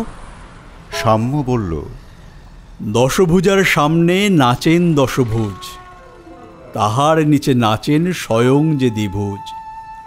কথার পাহাড় কথায় তাহার করি বর্ণন, কথার মাঝে কথা পেলে পাবে গুপ্তধন। দশভুজা মানে মা দুর্গা, আর দশভুজ হলেন শিব। তাহার নিচে নাচেন অর্থাৎ শিবের নিচেই নাচেন দ্বিভুজ, অর্থাৎ এখানে দুটো হাতওয়ালা শিবের মূর্তির কথা বলা হয়েছে। তার পরের দুটো লাইনে বোঝানো হয়েছে যে কথার মারপ্যাঁচটা বুঝতে পারলে গুপ্তধন, অর্থাৎ এই শিব মূর্তিটা পাওয়া যাবে। আচ্ছা, চারটে লাইনের অর্থ না হয় বুঝতে পারলাম, কিন্তু এই অর্থ থেকে তুমি কি করে বুঝলে যে ওইখানেই সেই মূর্তিটা আছে? দেখুন, যতগুলো তাণ্ডব আছে তার মধ্যে একটা হলো গৌরী তাণ্ডব। এই গৌরী তাণ্ডবে গৌরীর সামনে শিব দশভুজের রূপে আবির্ভূত হয়েছিলেন। তার ডান দিকের হাতে থাকে ত্রিশূল, কুঠার, ডমরু, তরবারি এবং তীর, আর বাঁ দিকের হাতে থাকে পাশ, অগ্নি, ঢাল, গজহস্ত মুদ্রা এবং ধনুক। বাঁ পায়ে নুপুরের মতো হিসেবে থাকে কর্কটক এবং ডান পায়ে বাসুকি। এখন গৌরীকে যদি আমরা দুর্গার একটা রূপ হিসেবে ভাবি তাহলে গৌরী দশভুজা, তাই দশভুজার সামনে নাচেন দশভুজ, তার নিচে দ্বিভুজ আছেন। এখানে দ্বিভুজ ওই মূর্তির শিব, কারণ মূর্তিতে শিবের দুটো হাত দেখা যাচ্ছে। আচ্ছা, এতক্ষণে বুঝলাম। ওই মন্দিরে যতগুলো শিব মূর্তি আছে তার মধ্যে ওই একটা মূর্তিতেই বোধহয় শিবের 10টা হাত, তাই তো নাকি? নবীনবাবু বললেন, একদম। অন্য শিব মূর্তিগুলির একটারও 10টা হাত নেই। তারপর তিনি সাম্যকে উদ্দেশ্য করে বললেন, আপনি কিন্তু হেঁয়ালিটা দারুণভাবে ব্যাখ্যা করলেন। সাম্য সলজ্জভাবে বলল, আমাকে আপনি করে বলবেন না প্লিজ, আমি আপনার থেকে অনেক ছোট।